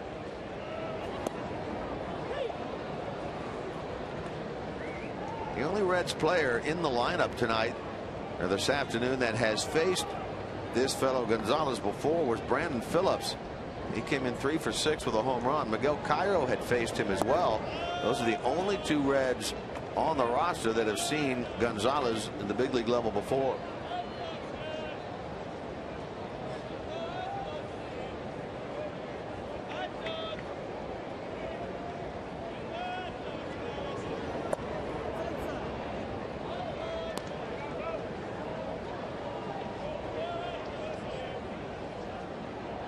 Pirates in town here beginning tomorrow night. Start of a 3-game series. Boy, Wandy Rodriguez on the mound again for Pittsburgh. This guy has made about 10 starts against the Reds this year, it seems. He'll pitch for the Pirates against Matt Latos. Tuesday night, Mike Leake against Kevin Correa. And then Wednesday night, Homer Bailey against A.J. Burnett. 5 of the 6 starters in that series between the Reds and the Pirates are double digits in wins.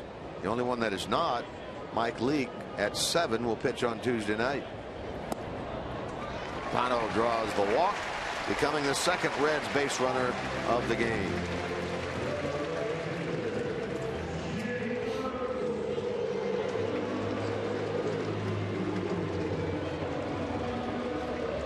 Here's Jay Bruce. He could cut the deficit in half with one swing of the bat.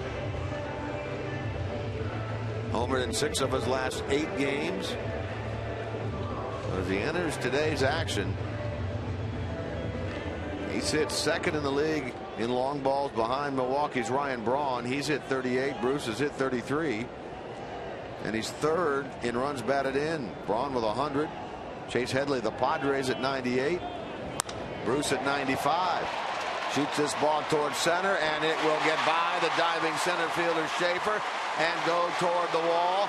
1 run will score. That's Votto. Hustling into third is Jay Bruce, and injured possibly in center is Jordan Schaefer, diving for that ball. Remember, he'd been on the DL with a left shoulder separation. He's moving around a little bit slowly out there at center. Well, they had shifted Jay Bruce way around towards right center field, thinking that Jay was going to pull the ball for Gonzalez. And he doesn't pull the ball. In fact, this ball kind of slicing away from the center fielder's got to go a long way. Schaefer's got good speed.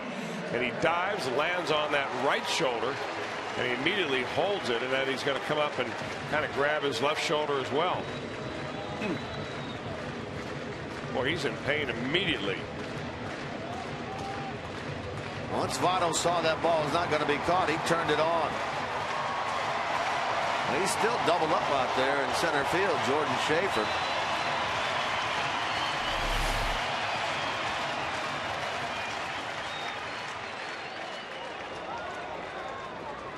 Well, the Reds are on the board. It's a 4-1 game. That's just the second hit of the game for Cincinnati. Here's Frazier.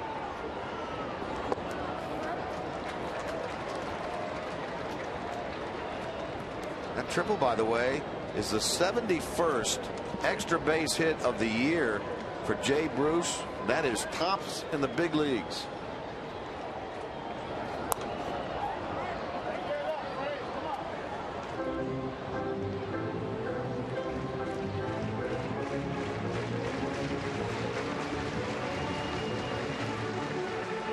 He came in tied with Milwaukee's Ryan Braun in the National League with 70.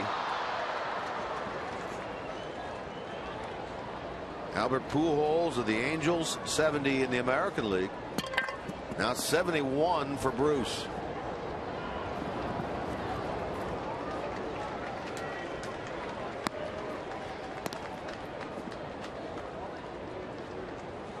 Here's a look at the top National League extra base hit leaders. Jay right at the top. With 3 Brewers back to back to back in there. You talk about a hot team right now. Well, they can hit, and they have been able to hit all year long. It's the pitching that has kind of let them down. They are playing much better, but of course a cynical Brewer fan would say too little too late.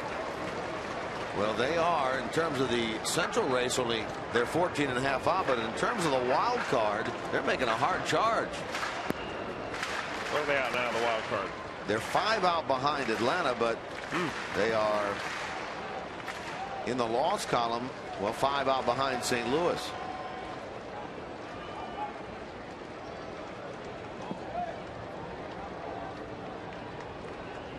The Brewers, of course, the defending NL Central champions from 1 year ago.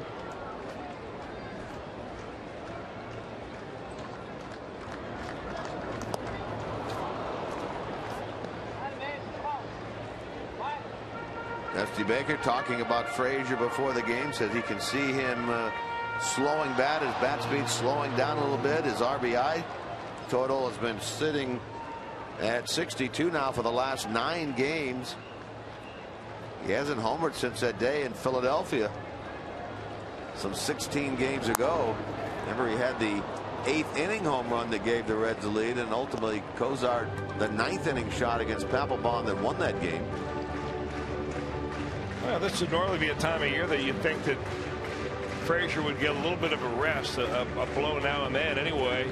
But with Scott Rowland right now unable to play due to a bad back, Frazier's every day. He played every day right up until the time that Joey Votto came back playing first base. Then when Rowland went down, Votto came back. He moves over to third. To the mound, and Gonzalez will throw Frazier out for the second out of the inning. Yeah, you can see the same thing that Dusty Baker's seen. Of course, Dusty's probably seen it way before other people have, but you know, that bat speed, there's just not enough snap in the swing right now that Todd Frazier had when he was driving that kind of pitch in the right center field gap. Doug Brocail, a familiar visitor to the mound in this series, goes out there now to talk with his battery of Corporon and Gonzalez. It's a strategy meeting right here. I mean, you've got left-handed hitting Xavier Paul, puts a good swing of the ball, gives you good at bat, grounded out weakly to the second baseman his first time up. But on deck, you've got a right-handed hitter in Drew Stubbs who's struggling mightily. So the message by Brocail probably was, hey, you know, don't make a mistake here to Xavier Paul. If you get behind him, you can take your chances with Drew Stubbs, even though at this point in the ball game you don't want to intentionally walk anybody because Stubbs has home run power. But don't groove one right here just because you think you need to throw a strike.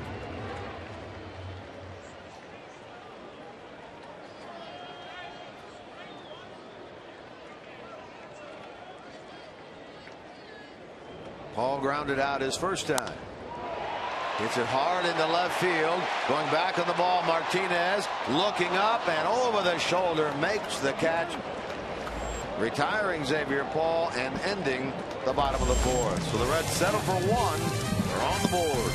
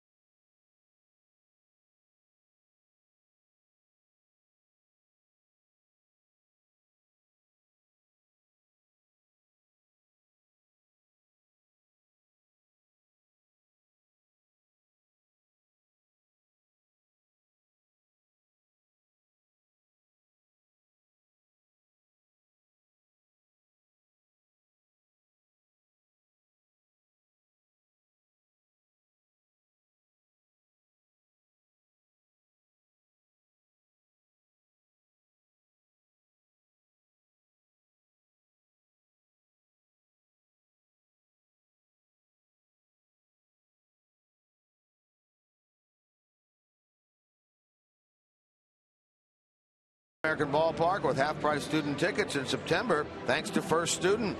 Cheer on your Redlegs and enjoy up to 4 tickets at half price on select sections for Sunday through Thursday home games during the regular season. For tickets and details, you can call 513-381-REDS or visit reds.com today.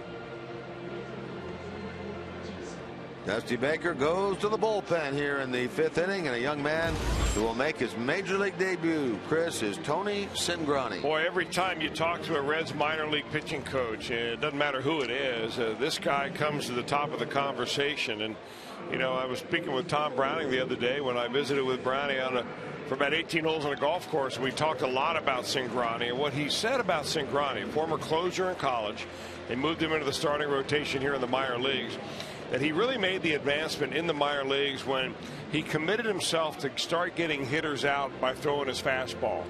And that seems to be a ringing theme throughout the minor leagues, because it happens a lot that you sign a minor league contract, you want to get hitters out, and pretty soon you're throwing low minor leaguers, kids out of high school, a lot of breaking balls and so on, and you're outclassing them with the breaking pitch. But Sgrany saw his fastball go from around 88 to up to 94 miles an hour during that stretch, and he posted terrific numbers this year, and I'm anxious to see this young man make his major league debut. Well, he's 23 years old, from New Lenox, Illinois, and he'll throw his first big league pitch right here, and it's a strike call to Fernando Martinez. Quite a moment in this young man's life. Yeah, nice, easy delivery, stays under control right now, just trying to control his emotions. Big guy, 6'4", 200-pounder. Talking with Mac Jenkins, assistant pitching coach, the other day about Sgrany. He said he's got a very good changeup. I said, like Chris Reitsma's? He said, well, not quite that good, but a pretty good changeup.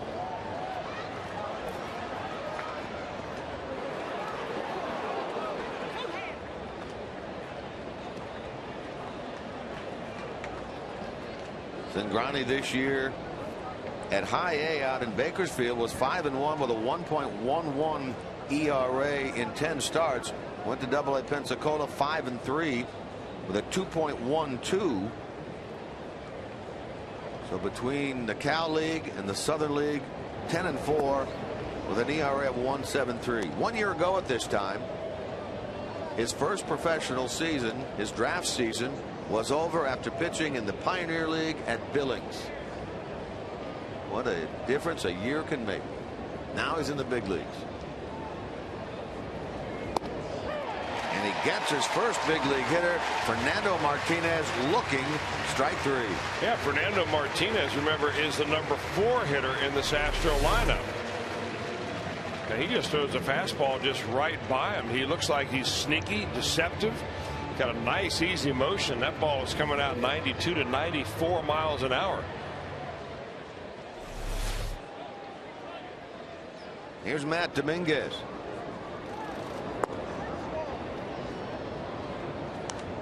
Dominguez 3-run homer in the 3rd inning. The difference in this game, 3 home runs now as an Astro, 2 of them in this series.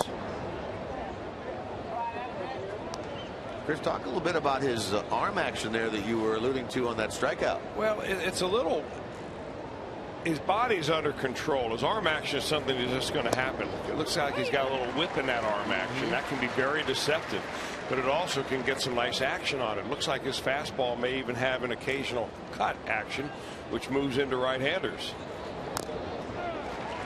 Keeps the ball down, thrown nothing but fastball so far. The calling of Ryan Hannigan. You talk about a cut, you just talk about a natural cut to it. Yeah, I mean, if that's the 4-seamer that we're seeing that looks like it moves a little bit into righty, sometimes that'll happen out of left-handers. They don't throw a 2-seamer that'll run the other way. Nice of home plate umpire Field and Colbert to go out there and talk to him a little bit to give Ryan Hannigan a few extra moments and probably break the tension just a hair. Maybe tell him a joke. Welcome to the major leagues, kid. Whatever it may be. I wonder if Sgrany asked him, say Fielden, what's your number, by the way? Well, Fielden probably doesn't even know his number, but to make sure that our viewers know his number, I'll tell you what it is right now. In 2012, it is 63.24. Percentage of strikes he calls. Which is right in line with just about the average major league umpire. Yeah, he may very well have said to Fielden, I watch a lot of Reds games. I hear Chris Welch talking about umpires' numbers and just wondering what I was getting here with you. There's the home plate umpire.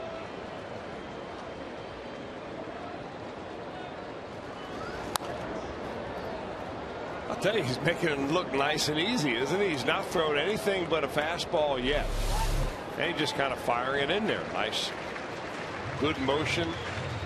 Keeps his front side closed. Kind of extends his right arm with that glove to kind of keep that front shoulder of his closed.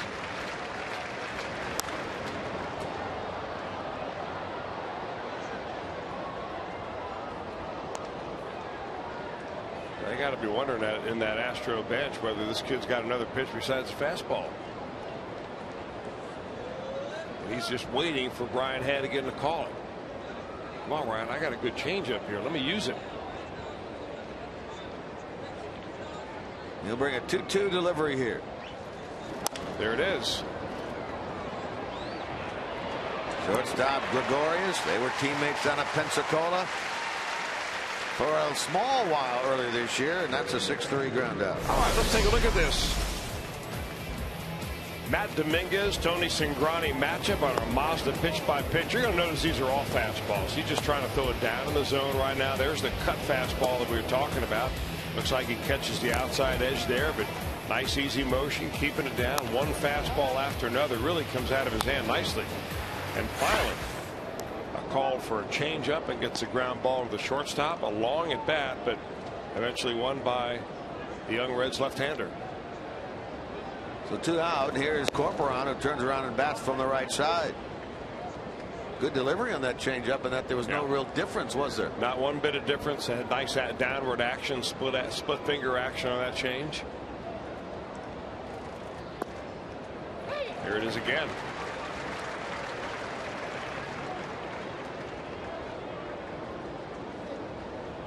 He has that setup with his feet, much like Aroldis Chapman does.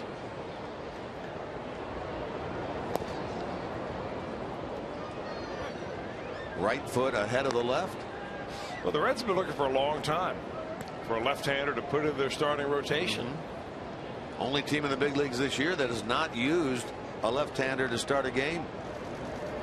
I don't know if he'll be in the running next spring training, but certainly he doesn't look like he's too far away. He's come up the ladder at awful, at warp speed.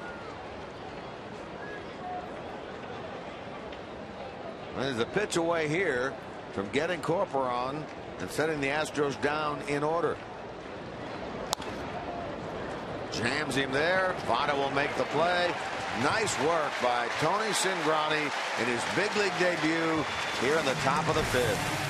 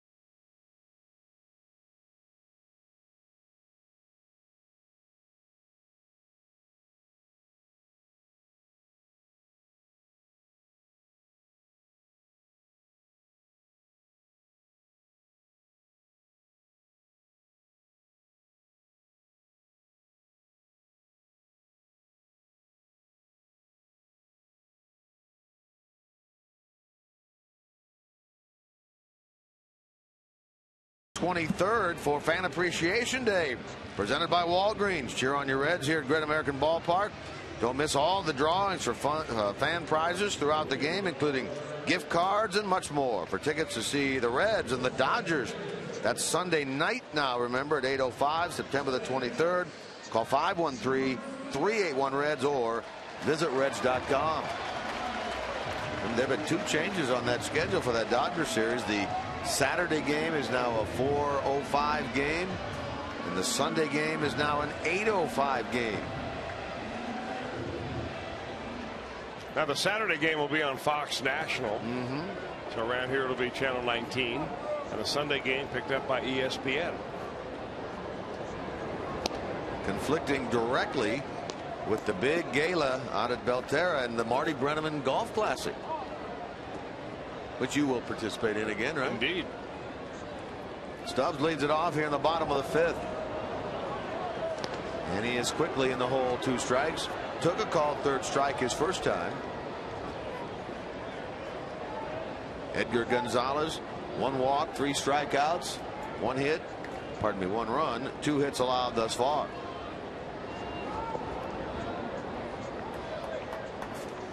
Cardinals have jumped in front 3-1 in the top of the 2nd now at home against the Brewers.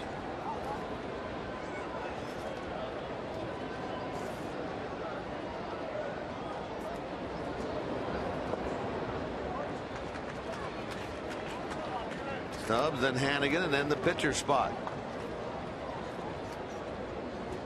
And Tony Sgrany was a starter. He made 25 starts in the minor leagues this year, even though it has been a few days since he pitched. You can figure he'll go back out there.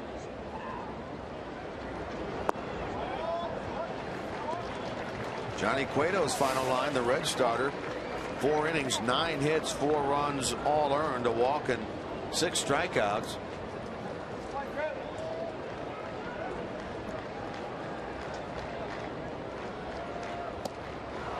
Swing and a miss, and Stubbs is a strikeout victim. That's the shortest outing for Johnny Cueto since he went 4 2/3 against the Rockies on the 25th of May. 4 strikeouts now for Gonzalez. The batter is Hannigan. And yes, Tony Sgrany is in the on-deck circle.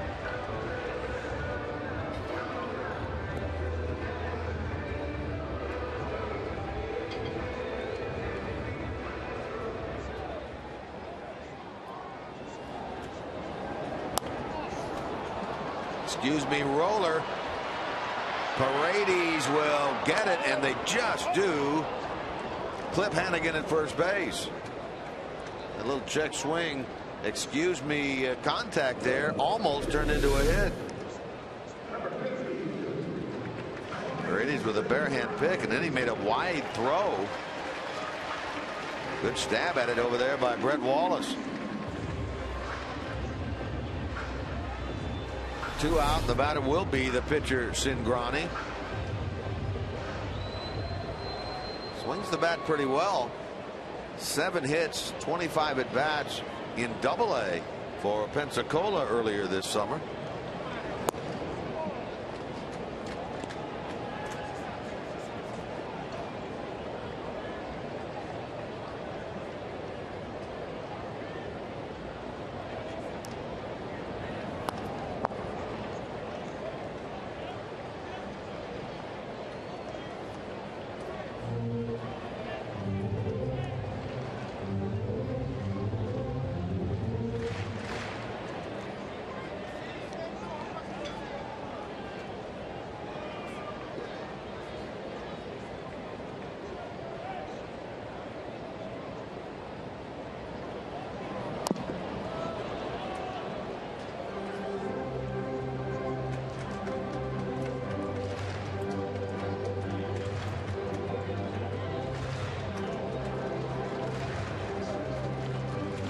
Sgrany played collegially at South Suburban College initially, where he set school records for strikeouts, and then played down at Rice, as Chris was talking about earlier, was a closer down there.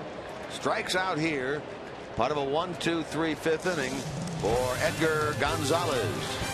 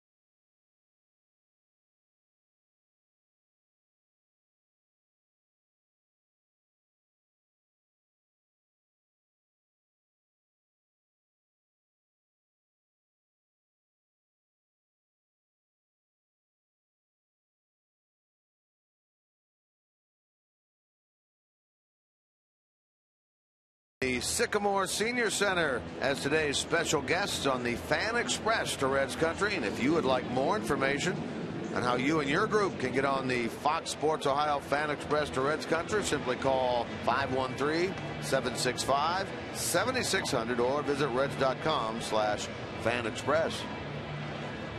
Go back to that AT&T trivia question we asked earlier. Name the last Reds pitcher to lead the National League in wins. The big guy, the Dodger, Aaron Harang. 16 wins back in 2006. So Matt Andrews, who said Jose Rio, wrong. Chris, I don't think you said Aaron Harang. I didn't have a guess. No, I said Pete Sherrick. That was wrong. Well, it was not the lamp we thought. Good No. trivia question.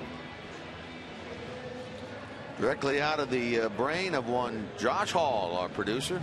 Came up with that one today. With the help, of course, of Joe Luckham, the trivia master.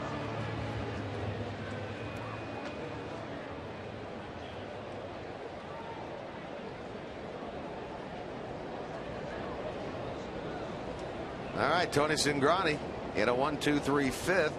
Back to work here on the bottom of the Astros order. First up, Jordan Schaefer. Well, he looked like he was really hurting on that ball.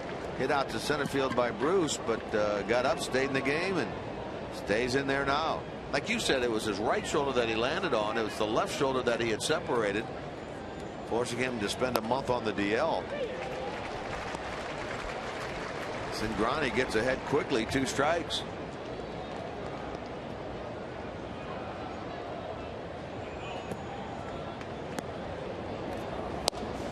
And he gets Schaefer on 3 pitches.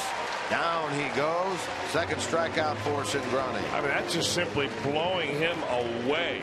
Nothing but fastballs right there. I mean, a real sneaky fastball. Sgrany was a 3rd-round pick last year. The 1st-round pick was a young man, a right-handed pitcher out of high school named Robert Stevenson. Stevenson had some great numbers for a young kid. Brought him up very slowly. Eventually, he ended up the season, I think, in Dayton. Did a good job. Yeah, he did a nice job overall. Sgrany, the first one out of that class of last year to make the major leagues for the Reds. Hit well into right field by Tyler Green. And that's going to leave the ballpark. A home run for Green, his 10th of the year. Well, a day of firsts for Tony Sgrany.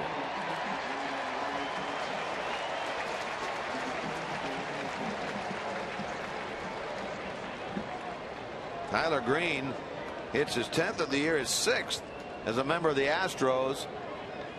Houston's lead back to 4 now at 5-1.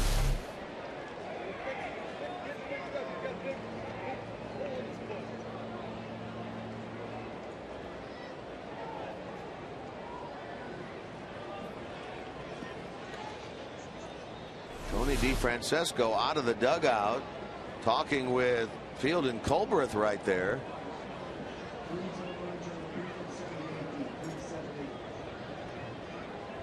Not sure exactly what this is all about now. Field and Colbreth is hollering over at Dusty Baker, trying to explain to him what is going on. Well, they might be looking for a hitter. Maybe they're going to pinch hit for Edgar Gonzalez. He only went 5 1/3 in his last start. Or maybe Gonzalez was down underneath the stand somewhere. That's looks like what he was. Probably up in a clubhouse taking in some of the NFL football games. And they said, hey, time for you to go up to the plate. And he's up there now. So far in the game, he's 0 for 2. He is in line to be the winner in this game. Chris mentioned he has gone 5. Almost lost the bat in the process of that swing for strike 1. No, he wasn't in the cage taking extra swings, that we know.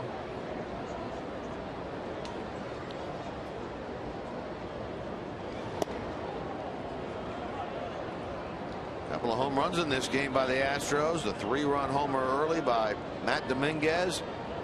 10th of the year by Tyler Green in this frame. 4-run Astros lead once again.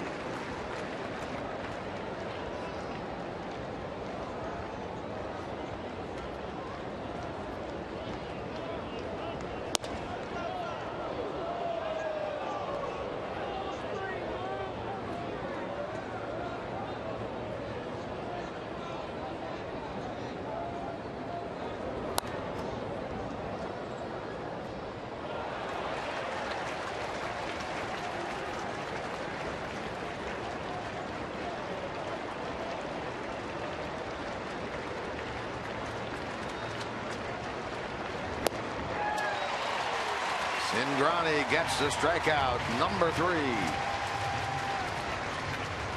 9 of them now by Reds pitching here this afternoon.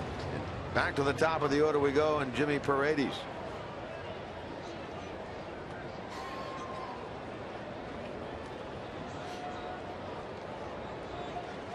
Remember to get ready for Reds action 30 minutes before every game. That's with Reds Live, presented by Ray St. Clair Roofing here on Fox Sports Ohio. Everything you need to know about Reds baseball and getting you ready for that night's game is right here, all on your exclusive home of the Reds, Fox Sports Ohio.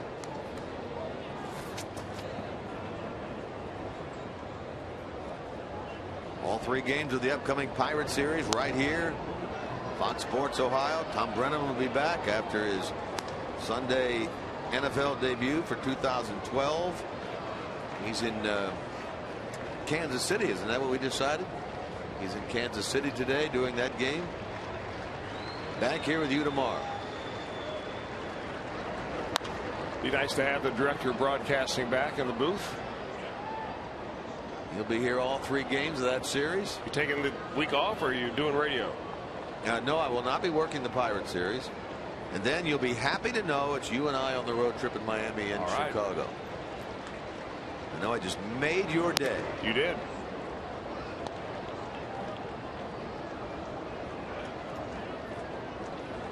I didn't figure Tom was traveling anymore this year. As much travel as he's going to do in the NFL. Right. Still at home time.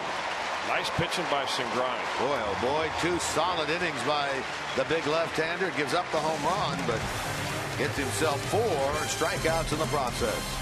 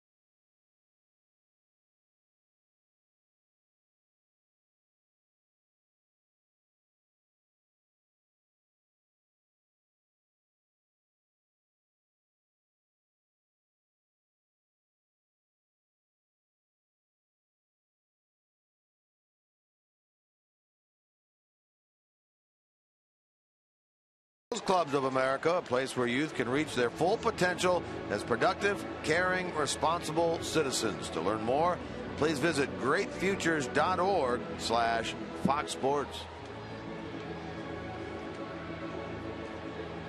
Some of the youngsters here at the ball game today. Good crowd on this Sunday afternoon. They'd like to see some more offense, specifically from the Reds side of things. Meanwhile, on the mound, we have Tony DeFrancesco, the manager, the interim skipper of this club, talking with Edgar Gonzalez, his catcher Carlos Corporon. The trainer is out there as well, and Tony appears to have signaled to the bullpen something apparently wrong with Edgar Gonzalez. He will not be able to continue after going 5, leading 5-1 in this game. So he hit for himself, struck out, went back to the mound. I'm not even sure if he threw one, if any, warm-up pitches. He quickly gets the trainer, the manager out there, and Edgar Gonzalez is finished for the day after 5. The Astros will make a pitching change here and bring in Wesley Wright, our Skyline Chili called to the bullpen.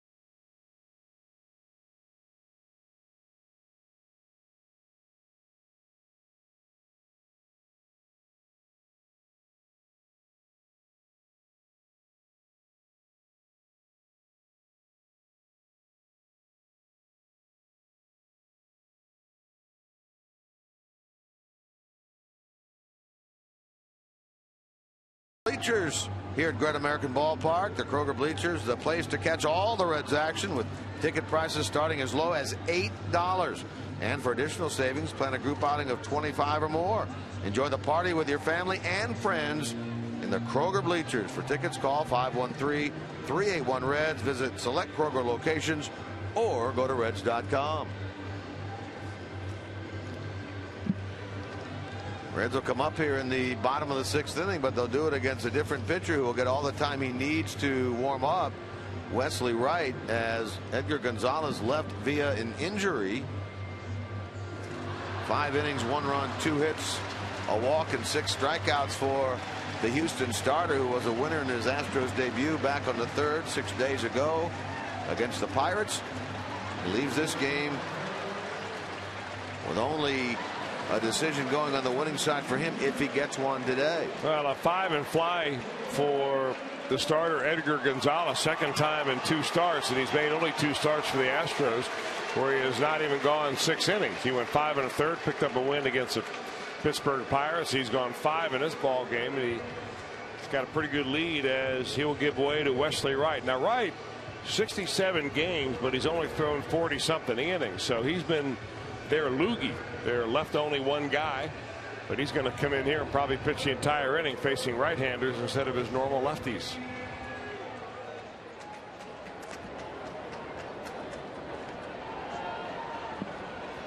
Hey. Wesley Wright appeared on Friday night in this series against the Redlegs. Faced one batter, Jay Bruce, was able to get him to line out to center field. So the Reds see him for the second time in this 3-game get-together, his 67th game of the season.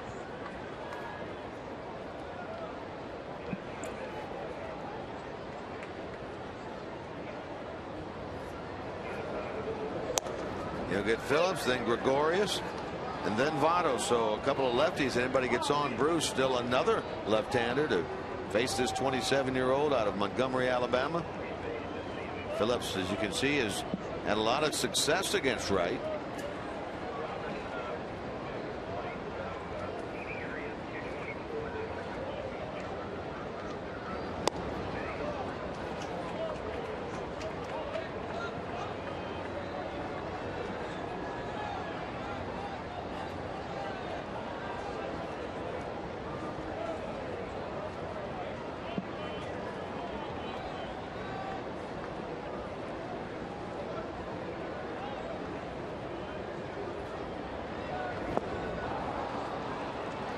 Brandon chases that one, doesn't get it. He's a strikeout victim for the second time in this game. The first out of the bottom of the 6th. That will be Didi Gregorius. Reds fans, for a quick and delicious meal the whole family will enjoy, How about trying JTM's beef or chicken Philly steak kits? That's JTM. Here's Gregorius. He struck out, flied out 0 for 2. 0 for 6 since his recall from AAA Louisville back on September the 1st. He is tardy on that one at 91 from right for strike 1.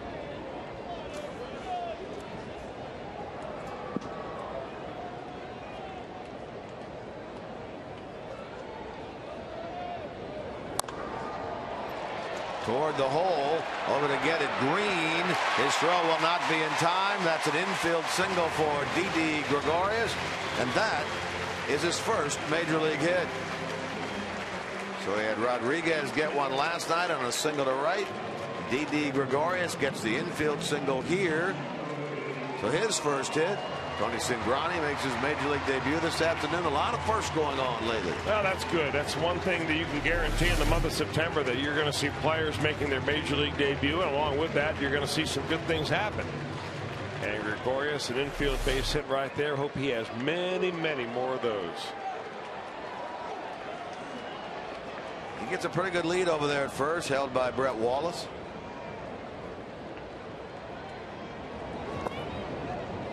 Even though this game has had a Houston Astros feel to it throughout the first 5.5, the Reds are really only one swing away from being right back in this game, down 5-1. Then out hit 10-3.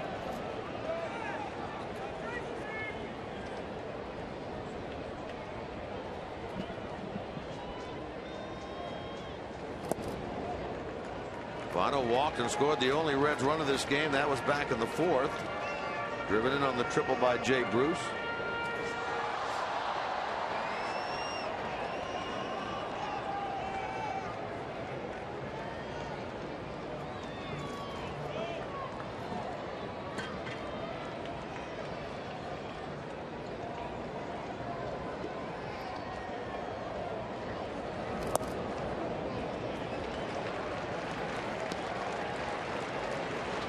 Votto ahead 3-0.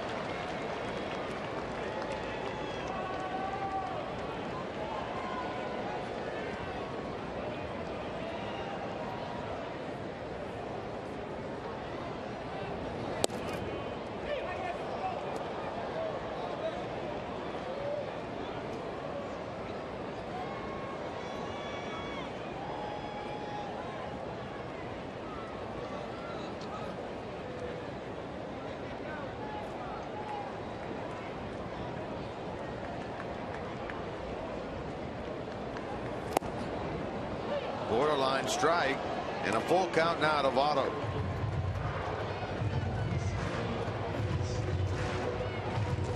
Mickey Story, a right-hander whom we've seen a number of times lately, is now up and throwing in the Houston bullpen.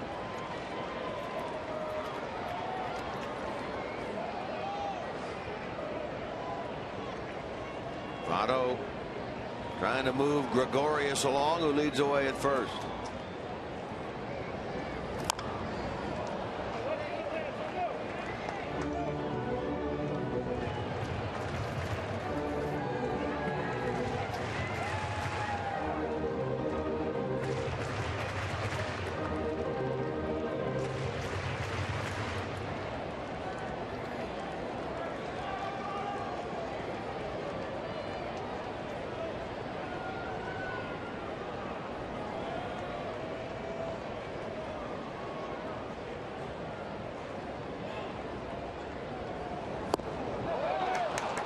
Votto was ahead on the count 3-0, and he is a strikeout victim here. Second by the left-hander Wright, and there are 2 gone.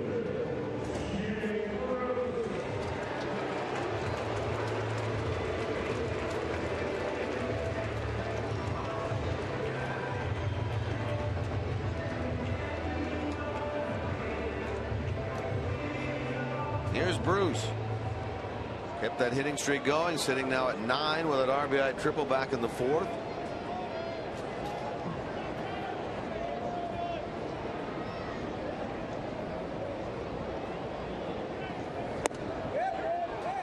Could not hold up there. That's strike 1.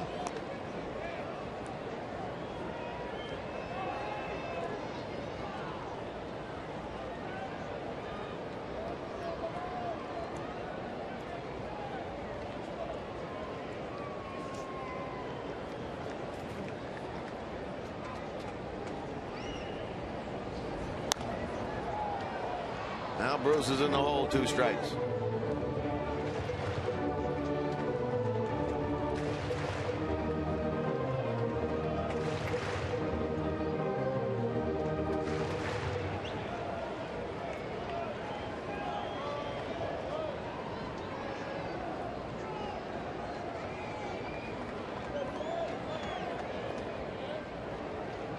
Bruce has had a lot of success against this guy.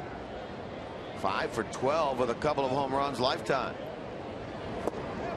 Wesley Wright gets the best of them here. He gets 3 strikeouts in the inning, putting an end to the Red 6th.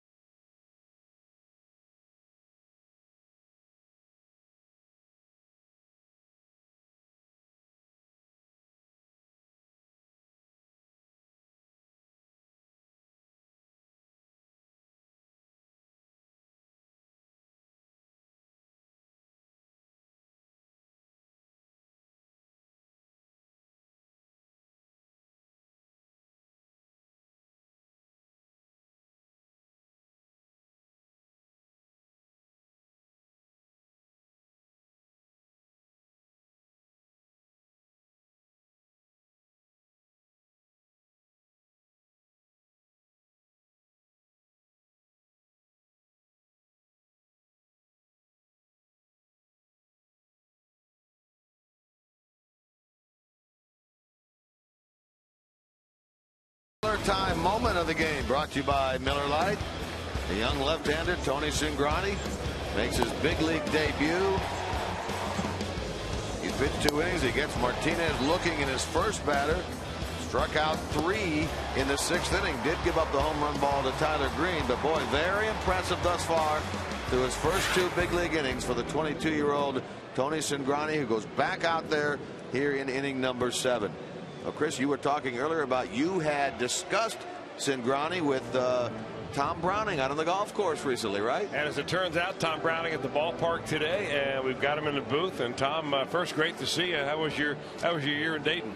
Oh, it was great. Had a lot of fun. We didn't play particularly well, but we certainly got a few kids moved up the ladder. You know, some kids got some on-the-job experience, but it was a fun time. I can say that. All right, so Tony Sgrany takes him out for the 3rd inning here. Major league debut. You had him. He was just drafted last year. Yeah. So you had him a little bit last year, a little bit in spring training. Yes. Saw him a little bit this morning, too. I said, and I didn't know whether he was going to pitch today or not, but I said, hey, just take a deep breath after that first pitch and then just settle in. But, you know, obviously #1 pick. Great stuff. Really throws a good fastball. Probably overly exuberant with that fastball. Of course, you know, I talked to him about, you know, at the lower levels, you really want to try and dominate with that fastball, and you really learn to pitch with it and then bring your other stuff as you go move up the ladder. And I think he's got more than enough stuff. It's just a matter of him, you know, settling in and feeling comfortable wherever he's at. Got nice, easy motion. Yeah. He's got like a little Sid Fernandez delivery, but with a little bit more firmness, you know, probably 93, 94, but just a really good kid.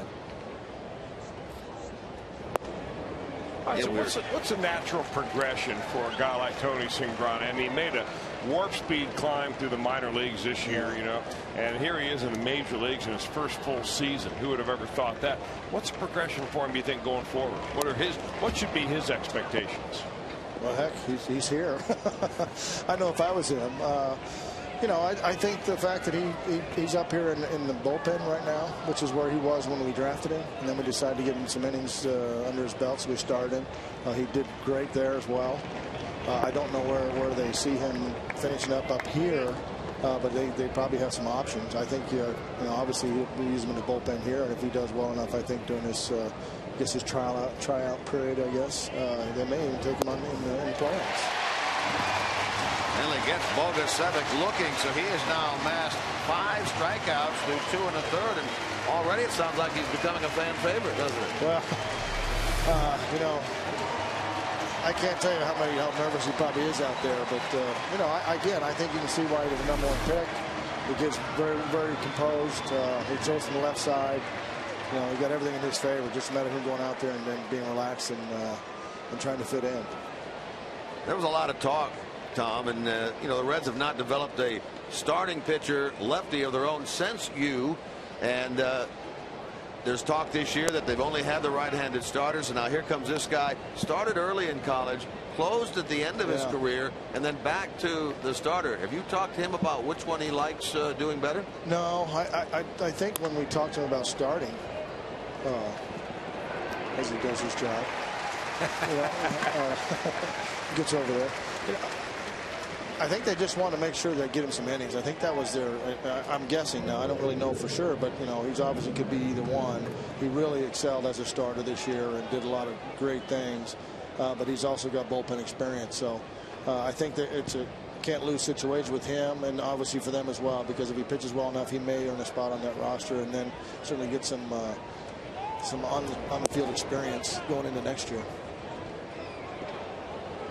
Now, he's thrown about 95% fastballs. He did throw a couple of change-ups and got nice pitches out of him. But does he ever, what's his breaking ball? Probably not as tight as it could be. But again, he has dominated so much with that fastball. And the fact that he moves that fastball around, I think, is a plus. You learn to play with just the fastball, and then that other stuff just becomes icing on the cake. But, you know, he's very aggressive. You know, like I said, he probably took it to heart too much to challenge guys with a fastball and see what they do. But, you know, it's even working at this level. So just get people out. And the fact that he's on the left side and hasn't really had to look at him. He just, again, I just think the hitters have a tough time picking the ball up because of that delivery. It sure looks like that they're just not seeing it well. Yeah, I think he lets it go out front. And the fact that it's firm enough, he catches a lot of hitters off guard. I think the ball gets on the hitters a little bit quicker. But it's just another long line. I mean, we had Stevenson up there in Dayton this year, another #1 pick from last year, or the previous draft, and he's making great strides. And you know, it's neat to kind of push the guys up here with some guys that are capable of taking their spots if necessary. He came from Rice University, Sgrany did. You can always tell a kid coming out of college, especially a big-time university like that. Well, he's polished, you know. And you know what? The thing I like is that he's quiet and he goes about his business. And you know, some of these guys, they get him to trust what you have to say, or trust making some adjustments, you know, and having enough faith to go out there and try it is one thing. But then this guy has been that and above. I mean, you just tell he's a pretty confident guy out there when he's on the mound. Love them sac flies. Paul makes the catch there. A perfect inning in the 7th inning for Tony Sgrany. We'll keep it right here for God Bless America on this Sunday afternoon. And Tom Browning, it's great to see you again. And thank you. Hope you had a decent time up there in Dayton this year, even though the club didn't perform as you guys had hoped. Yeah, but you know, it was we were a better team when we finished than when we started, and we got a lot of guys to advance to the next level. So that's basically what it was. All right, thank you, Tom. You got it. Thank you, Brownie. These brave men and women, and all our veterans of service, and welcome Reuben Miner as he leads us in the singing of God Bless America. God bless America, land that I love. Stand beside her and guide her through the night with the light from above. From the mountains to the prairies to the oceans, white with foam. God bless America, my home sweet home. God bless America, my home sweet home.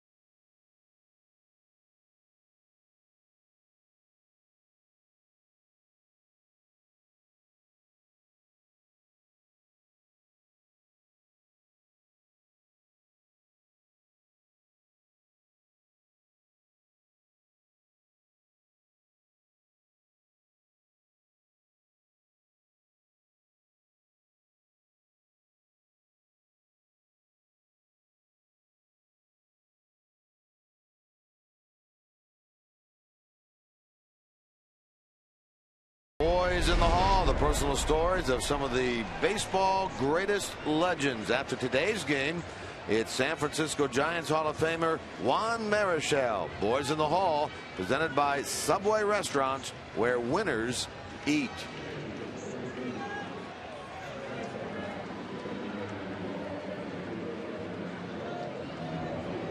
Astros in front in this game 5-1, and they have a new pitcher into the game, Mickey Story, who will take over for Wesley Wright, who went 1 inning.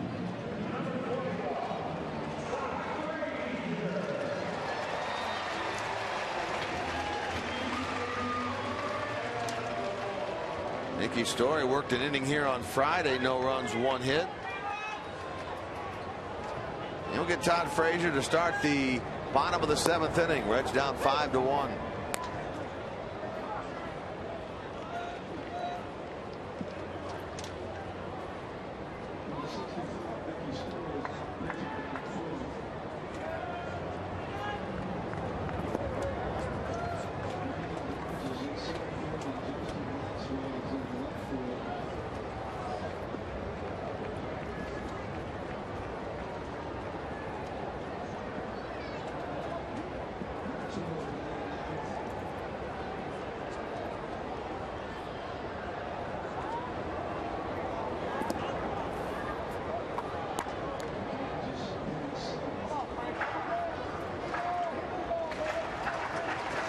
Couple of other changes for the Astros. Justin Maxwell is now in the game out in left field. Brandon Barnes is in center field. So those two join Story as changes in the Astros lineup as we play here in the bottom of the 7th. Todd Frazier, a strikeout victim to start the Reds' 7th inning. He's 0 for 3. That's 10 strikeouts now. 10 strikeouts for Astros pitching, to go along with 11 strikeouts for Reds pitching.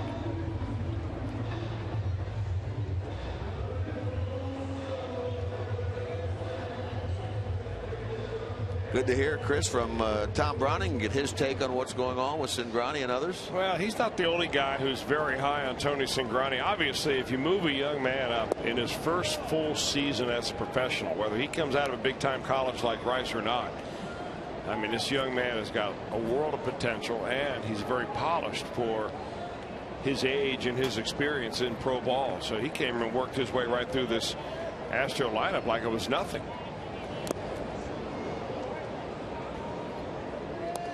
Sgrany goes 3 innings, 1 run, 1 hit, the home run ball by Tyler Green with 5 strikeouts.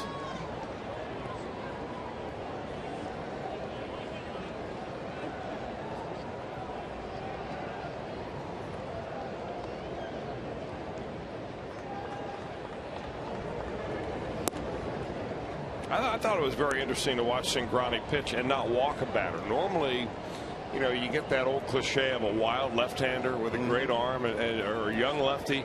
Oftentimes, it takes a while for them to get their control underway, but he's got such a nice, smooth delivery. I mean, it is very repeatable. I like him a lot.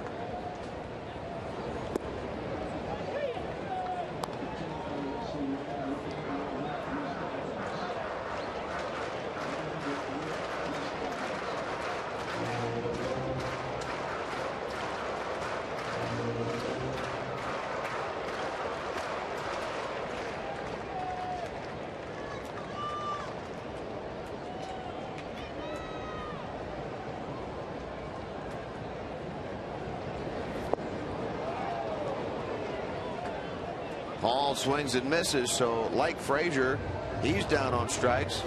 4 straight strikeouts now, and 6 of the last 7 Reds batters have gone down on strikes.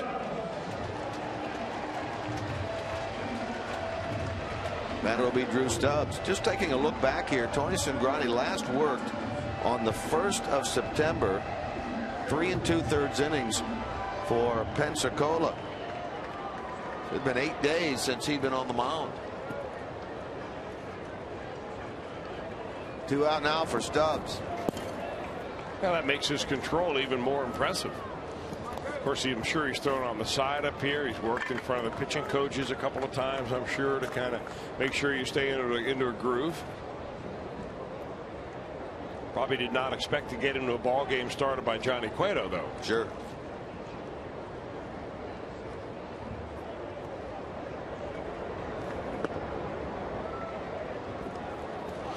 I think mechanically what they're trying to work on with Drew Stubbs is to just slow him down a little bit. He gets so quick at the very end. When that ball's about halfway at the plate, he puts his foot down, he cocks his wrist, and all of a sudden the ball is on you.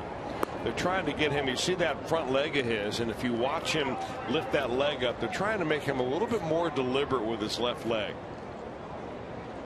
I mean, just watch right in here how he's trying to get that started a little bit sooner, just so that you get your foot down in time, so that if you do decide to swing at the ball, you've got a good foundation below you and you stay in balance. Last thing you want is to have your foot down, your hands come through, and everything at the same time. You have a tendency sometimes to just move your head a fraction of an inch and take it off the baseball. Well, certainly fans have been frustrated with the way things have gone for him this year, but nobody more frustrated than Drew Stubbs himself. Of course, that's the way it goes. He draws the walk here, so he's a 7th inning base runner.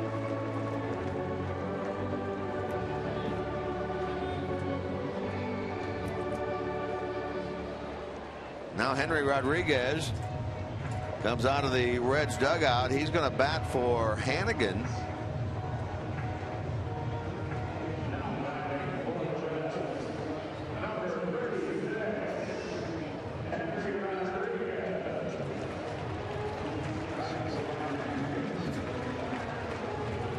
Right foot injury is what forced Edgar Gonzalez, the starter of the Astros, out of the game after he had gone back out there. It looked like to pitch the bottom of the 6th inning. Stubbs is running. Throw is a wild one from Corcoran and on into center field. Backed up nicely out there by Barnes, the new center fielder. Stubbs does get the theft, and for Drew, that is stolen base number 29.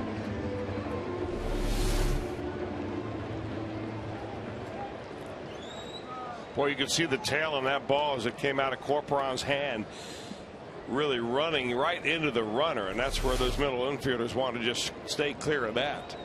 In fact, that's the same type of play, although it came from the first baseman for Zach Kozar, but the same type of play that Kozar hurt his elbow last year, fielding a ball, trying to get a lead runner coming into second base, and throwing the runner got there at the same time. So those infielders normally shy away from that.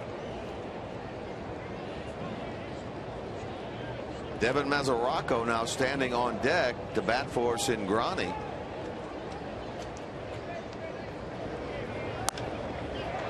Henry Rodriguez, who had a hit last night, made a bid for one there, lined it hard into left, but Maxwell caught it, and that ends the bottom of the 7th. We head to the 8th. Houston leading 5-1.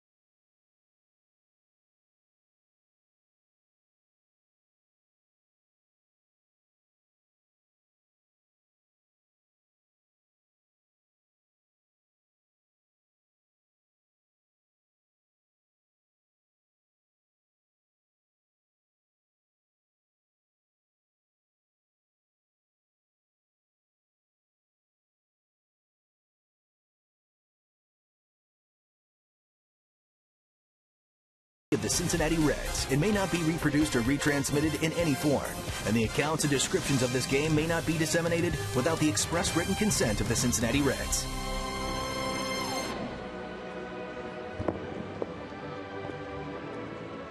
New pitcher on for the Reds in this 5-1 game. Logan Andrusek will take over for Tony Sgrany.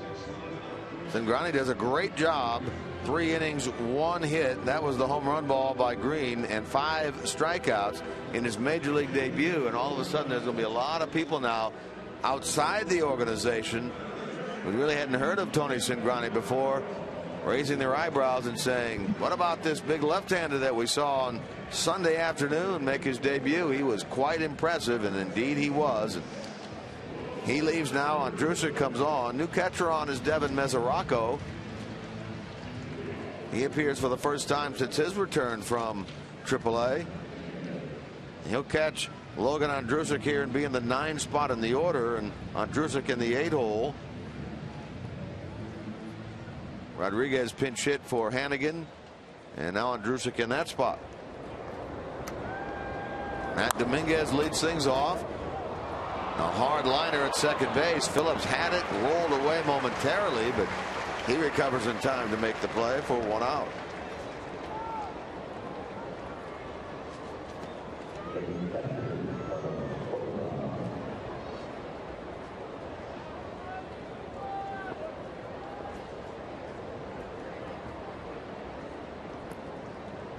For Andrusek, his 55th appearance of the year. 3-2 with a 3.42 ERA.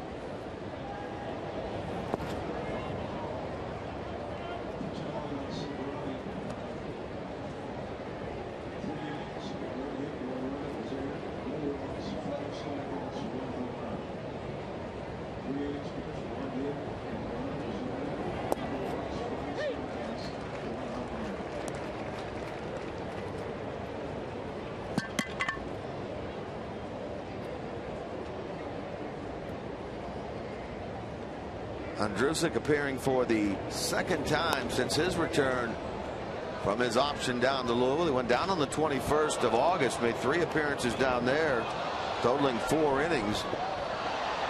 Worked against the Phillies back on September the 3rd. 1 inning, 1 strikeout, and now in here today, 6 days later against this Astros team. Now, Logan was truly the, I guess, squeezed out by the numbers. You know, a victim of the numbers circumstances when Devin Mesoraco had to leave the ball club because he was suspended. The Reds had to play with 24 players, but they could not play with only 1 catcher. So they had to option out a guy. Usually it's a 12th catcher pitcher, maybe the 11th pitcher, however you want to look at it. But you send out essentially a long man out of your bullpen because you may not need him for a few days, and you bring up another catcher because you need to back up to Ryan Hannigan. So they activated Deanna Navarro, and it was Andrusek that really was just a victim of the numbers game. The reason he was optioned down to the minor leagues, but he's come back and he's thrown the ball very well, and a couple of times he's been out there. Well, he gets the first 2 here in the 8th. Deals now with Barnes. Brandon Barnes has taken over for Jordan Schaefer out in center field. This will be his first time to the plate in this game. Hitting only 164 with a homer and 5 RBIs.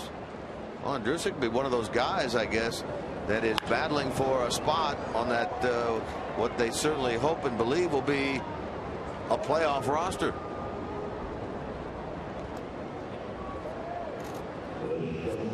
Well, no matter how you cut it, there will be a couple of disappointed players. Guys have been with the ball club all year long for one reason or another. Will not be named to the postseason roster because you're setting your team up just to win a few games, not to go through a whole season. So they're not going to carry probably 12 pitchers. They may carry an extra catcher, may carry an extra bench player instead of an extra pitcher, and so on. So, I mean, obviously, if you're not going to use your 5th starter is probably the first guy to go, whoever that may be.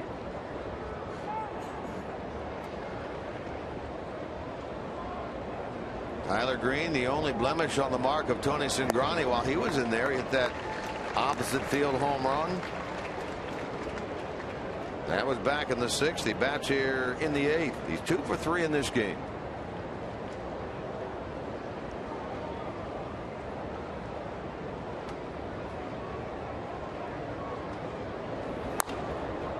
Excuse me, swing, and it rolls to Votto. And a nice inning for the right-hander Logan Ondrusek. Reds come up in the bottom of the 8th, trailing by 4.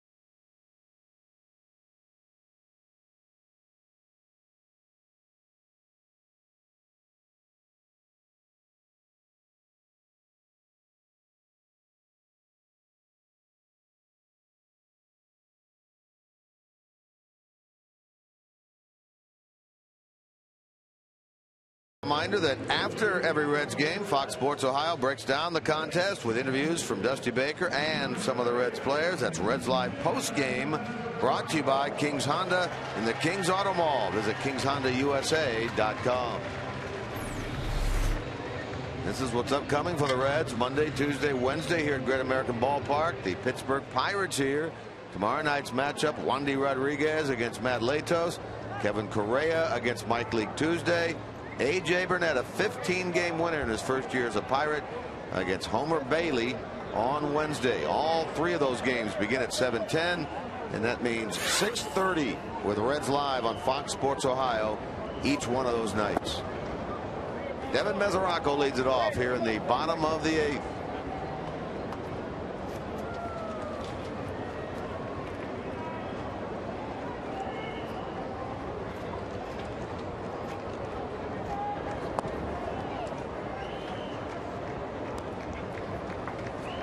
Devin hitting .210 with the Reds this year, 5 homers, driven in 14.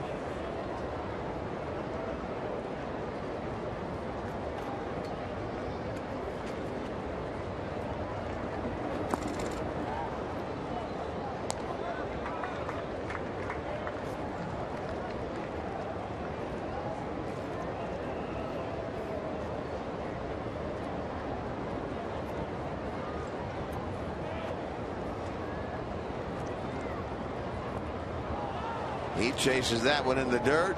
They'll need to throw to first to get him. He strikes out. Out number 1 here in the bottom of the 8th. A dozen now. A dozen strikeouts for Reds batters here this afternoon.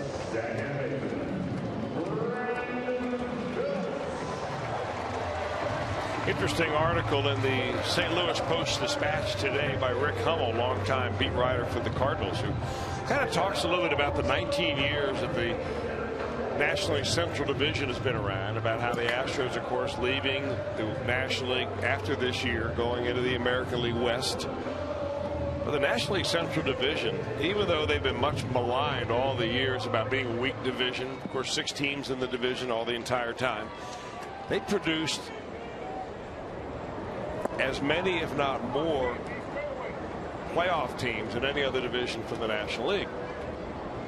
Many wild card teams have come from there, and they will have had more than any other in the 19-year history than any other division if the Cardinals are able to hang on and be a wild card team this year. Well, then we hope they don't set that record. Well, I don't know if you're Anti-Cardinals, you can say that, but does it really make any difference for the Reds as long as you're in? And there are a lot of people that don't want to go to St. Louis and play their first 2 games against the Cardinals the way the Cardinals have played against the Reds. But I mean, eventually, if they're in the playoffs, you may have to go through St. Louis one way or another. Yeah, if they're in and you're in, if you don't meet them in the first, you're certainly going to meet them possibly in the second. And it might be better off to meet them when they're pitching short, as they might be if you get right down to the end of the year. They're scuffling to get into the playoffs. They have to use up their best pitcher perhaps in the play-in game. And then you start from there and you're running your number 1 guy against their number 2 or their number 3.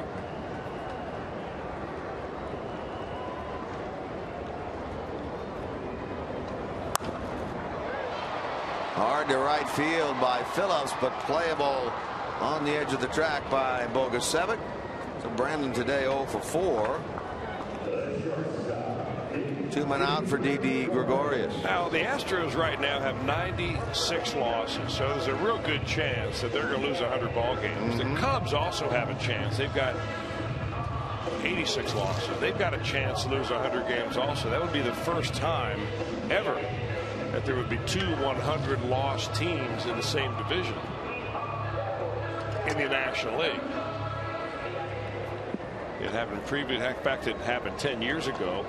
Kansas City and Detroit each lost 100 or more games in the American League. Cubs would have to go some to get there now. Yeah. Houston, it looks inevitable for them that they're going to go back-to-back years, their last 2 National League years, with 100-plus loss season. Lost 106 last year. And they're at 96 right now. Gregorius, an infield single his last time, marking his first big league hit. And this is second major league start.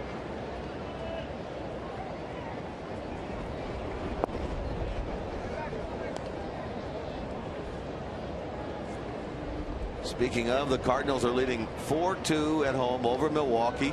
That game is in the top of the 5th. Cubs leading at Pittsburgh 2-1 in the 7th. Pirates, of course, be here tomorrow night.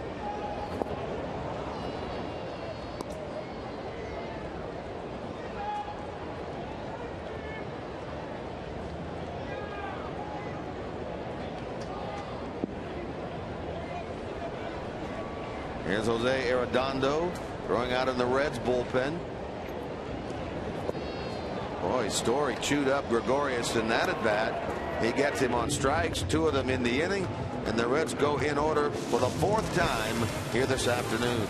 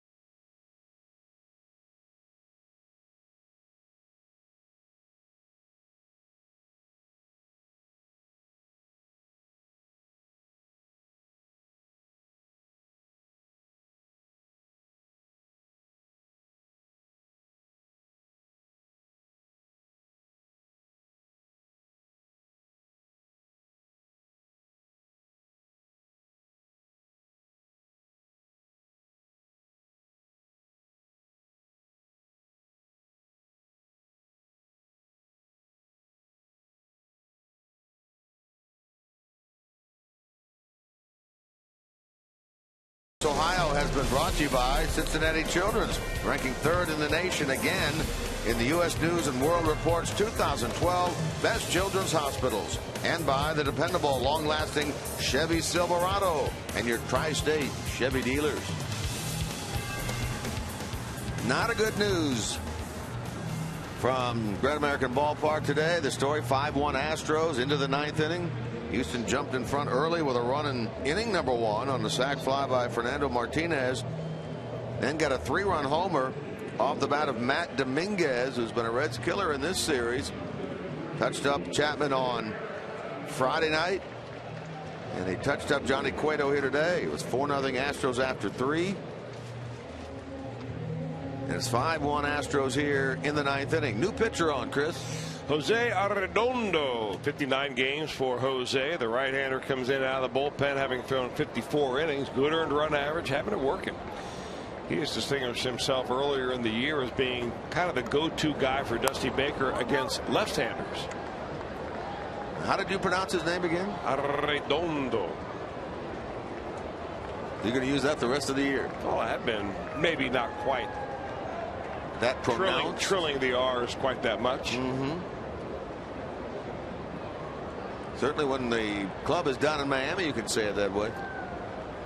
They'll love it. As long as I'm not around Marty, he doesn't appreciate that pronunciation, but Tom does. Tom certainly does. And so does Jose. Justin Maxwell leads it off here in the 9th inning, batting for the first time. Did not start this game.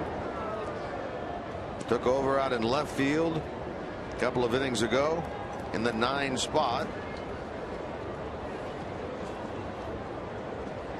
Hitting .229 with 14 home runs. Tardy on that one. 1 for 3 with an RBI single last night. He had that big 2-run homer, did Maxwell, in the first inning on Friday night against Homer Bailey. So 2 for 8 with 3 RBIs in this series.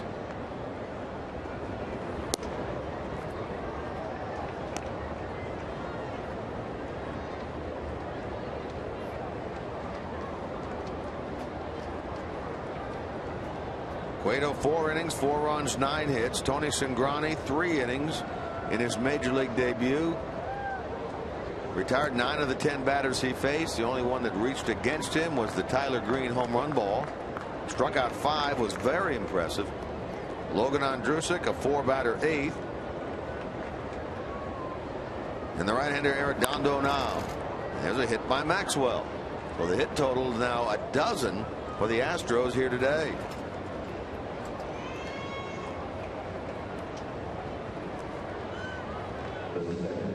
Well, the Reds have won the majority of the games against this club, and even if they fail to come back today, will win 10 of 15 against the Astros. But the games against this Houston club this year have been tight ones. They have been tight ones, and really what's come down to is the Reds have not really smashed up the Houston pitching like you think they would. For a team that's on the verge of losing 100 games, you think that they would be lopsided losses, but they have not been.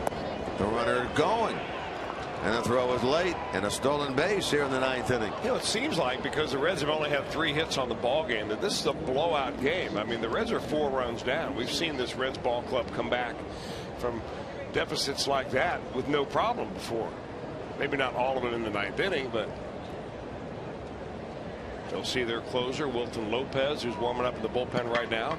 Astros trying to play a little add-on right here to stay away from slam range.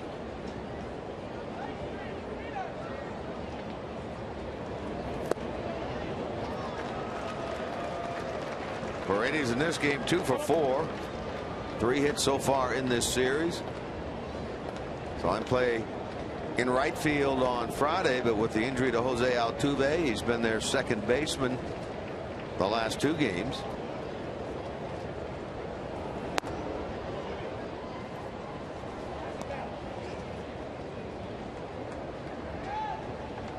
$33,438. 33,438 here this afternoon, following the big crowd last night of over 35,000.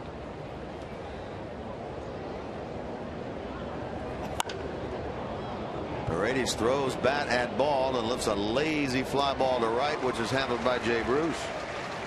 Unproductive at bat, does not move the runner.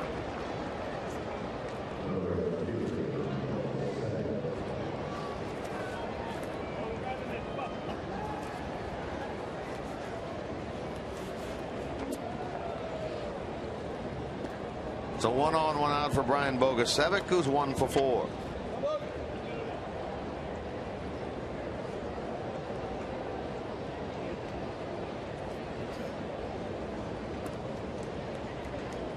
Reds in their half of the ninth will have the big part of the order up.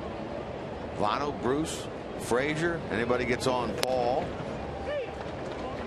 Will trail at least 5-1. You make a good point about slam range. That's where the Reds are now. They load them up, hit one out, but tie this game. Houston trying to avoid that.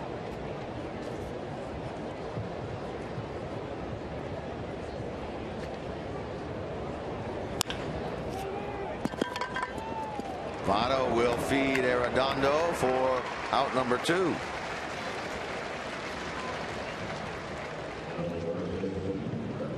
So Maxwell now 90 feet away, and the batter will be Brett Wallace. Wallace 2 hits today, 2 for 4, 3 for 12 in the series.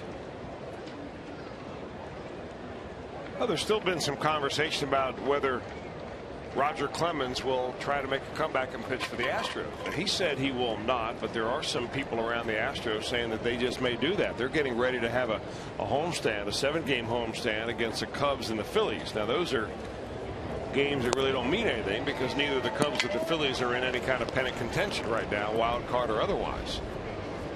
They have another homestand later in the year where they'll have the Pirates and the Cardinals. Those games would mean something, and might be the Major League Baseball would step in and say, hey, you know, you're not protecting the integrity of the game if you're pitching a guy really just to sell some tickets, and if he's not really planning a real comeback, they may not let him do that and invoke that one clause of the integrity of the game or for the best benefit of baseball. I think that would happen, Chris. I think the baseball would commissioner would step in. Yeah. But if they were to have him pitch against either the Cubs or the Phillies, games that, or teams that aren't going anywhere, will you think they would step in on those games in that case? Yeah, I do. Why? On what basis? Again, whether they're playing for the pennant or not, the integrity of the game situation still stands. Well, the integrity of the game might be 2 teams squaring off to see who loses 100 games first. I see the commissioner stepping in.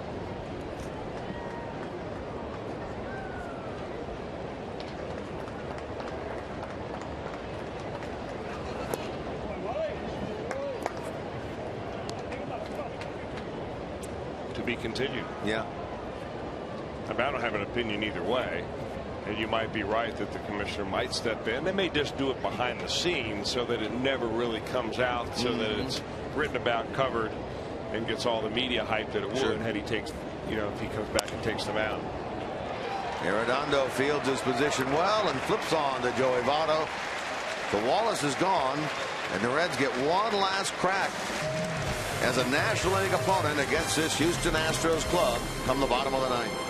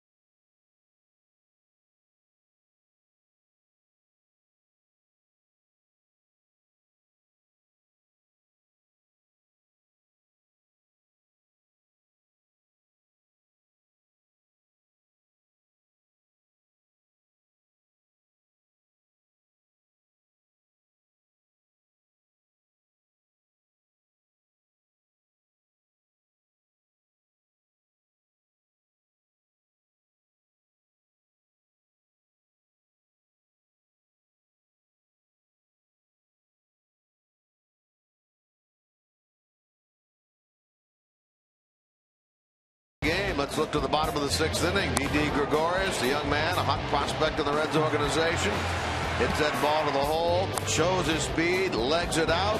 His first big league hit, an infield single. Our John Morrell hot dog play of the game. And there you see Billy Hatcher saving that baseball. Congratulations to Didi Gregorius. All right, Wilton Lopez becomes the 4th Astros pitcher in a non-saved situation here in the bottom of the 9th. He gets Votto, Bruce, and Frazier. Houston trying to take 2 out of 3 here. Yeah, they've got to really feel good about themselves. Tony DeFrancisco brings a ball club in here, destined to lose triple digits.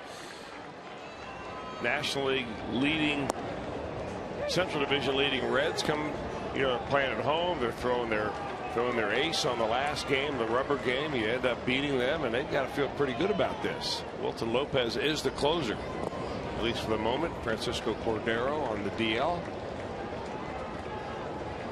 Well, they haven't won a series since they took 2 out of 3 in Houston against Milwaukee August 8th through the 12th. They have not won a road series since they took 2 out of 3 against the White Sox on the 8th through the 10th of June. Yeah, they've won 1 series since the All-Star break, home or away.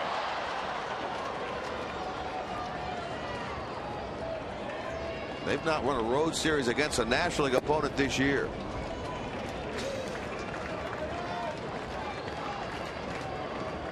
Well, it's been kind of a strike 'em out day for Astro pitchers. They have struck out 13 in this ball game, 6 by the starter in 5 innings. Westy Wright struck out the side in his 1 inning. Mickey Story 4 of them in his couple of innings of work. And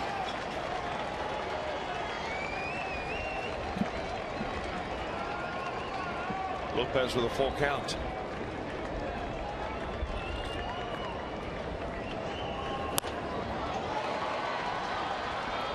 Hit right at Paredes for out number 1. So Joey today 0 for 3, does get on base via the walk, scored the only Reds run thus far. Frazier, by the way, who waits on deck, will have one last crack to keep that on base streak going. Sits at 30 games.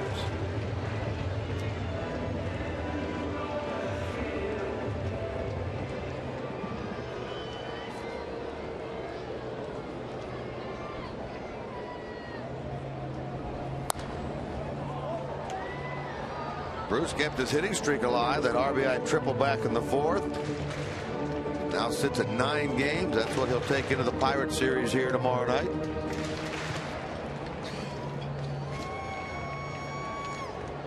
Frazier next.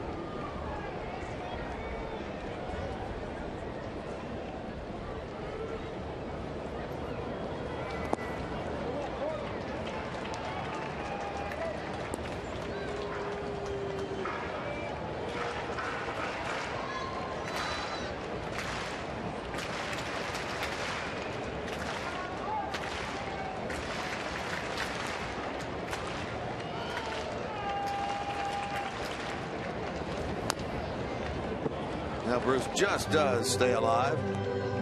Chris, we look ahead to this Pirate series upcoming. The Reds, who have the magic number of 14 and a 9.5 game lead going into today, pretty solid ground, it would appear, in the playoffs. But the Pirates, that's another story right now. Yeah, you're right about that. And they're really trending the wrong way. Got beat yesterday by the Cubs. 1.5 games back right now in the wild card. So this series that they play against the Reds is very important for them. Not necessarily to try to make up ground in the Reds, but just to get wins on the board. Try to cut the trend that they have been setting recently, which is losing a lot of baseball games. They'll send Wandy Rodriguez, acquired from the Astros earlier in the year, against Matt Latos tomorrow. Mike Leake will take on Kevin Correa on Tuesday, and Homer Bailey against A.J. Burnett, 15-game winner A.J. Burnett, on Wednesday. All those night games, all of them on TV. Hammered in the right by Bruce, so a multi-hit game for Jay once again. He's on with 1 out. Only 4 hits for the Reds, and Jay Bruce has got 2 of them, a triple and a single. And that was a good at bat because Jay hung around in that at bat by flicking off and spoiling a couple of pretty good pitches that Wilton Lopez fired up there. You keep spoiling the tough ones until you get one that you can handle. Here's Frazier now. A 30-game on-base streak, the longest by a Reds player this year, on the line. Today it struck out, tapped back to the mound, struck out again, 0 for 3. You know, you never would have thought it some time ago, but here the Pirates are talking about that series. They're only 6 games above the 500 mark, still trying to snap that streak of 19 straight years in which they have not finished above 500. That looked to be a foregone conclusion not that long ago. Yeah, I think that's more of an organizational thing, and I'm sure that Clint Hurdle wants it done, but I think he's more concentrating right now on getting the playoffs. They'll forget all about playing 500 if they can get into the postseason. I mean, that's not much of a goal. I mean, it is, I guess, if you've had 19 years of preparation. Right. But what are you telling your fans? Well, our goal this year is to play 500 baseball. I remember for years around here, really before the Castellini group bought the ball club, the goal was to be competitive. That didn't exactly excite a lot of people who were your potential season ticket holders. Now the goal is to win the World Series. Right. And that's a whole different deal right there. You've got a ball club that is on track to be able to get to that spot.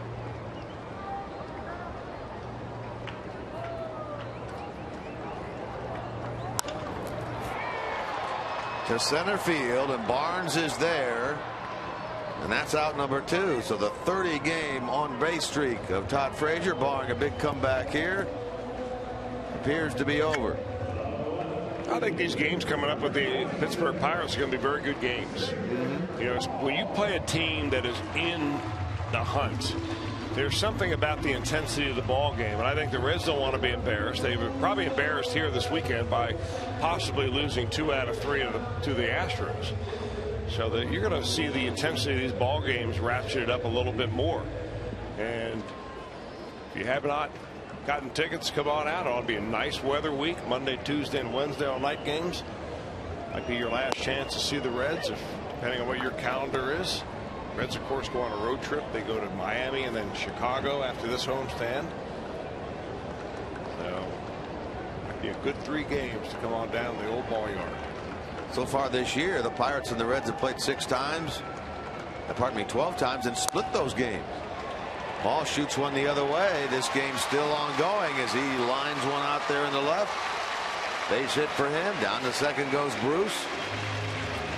Good piece of bat control right there by Xavier Paul. We still are in slam range, and Xavier Paul, he had a long fly ball to left field his second time up. Pinned the left fielder almost all the way up against the baseball, and a good swing. Nice slow motion look at that, brought to you by our Performance Honda slow-mo camera. So Stubbs is up now, then the pitcher spot. Deanna Navarro emerges from the Reds dugout on deck. He represents the tying run. Stubbs needs to get on. In this game, he's fanned twice. He walked back in the 7th.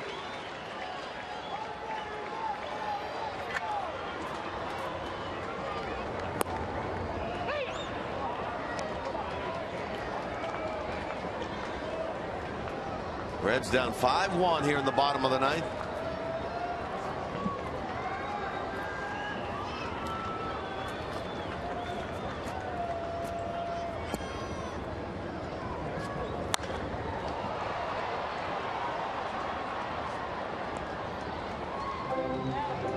or he just looks defensive up there. Rather than like taking it to the pitcher, he's letting the pitcher taking it to him. He's in a big time hole now. No balls, 2 strikes. Singles by Bruce and Paul. They put 2 runners on for the Reds here in the bottom of number 9. Down 5-1.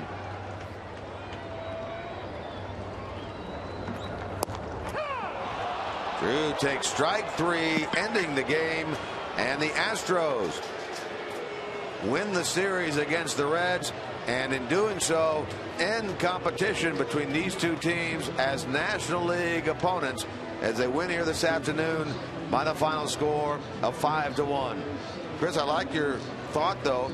You said they may be a little bit embarrassed about losing this series, and the competition will ratchet itself up a little bit come the Pirates. And it's not time for a team meeting or anything like that. I mean, it's just one of those bumps in the roads that the Reds have had. They're a good team, but they're not a team that's just going to steamroll everybody. But I do think that in order to win big league games, you've got to play with some intensity. And I didn't really see it this weekend. And sometimes it's hard to get up for a team like the Houston Astros coming into town. I mean, these guys have much more intensity trying to knock off a first-place ball club than the Reds do knocking off a last-place ball club. But I think that will change this week. There'll be good games to watch either in person here at the ballpark or on TV. And we'll be back with you tomorrow on those. Well, Johnny Cueto in his second bid for number 18 falls short. He's now 17-8 with a loss, and Edgar Gonzalez wins in his second start for Houston. 5-1 final. Houston a winner. Reds Live post game coming up right around the corner.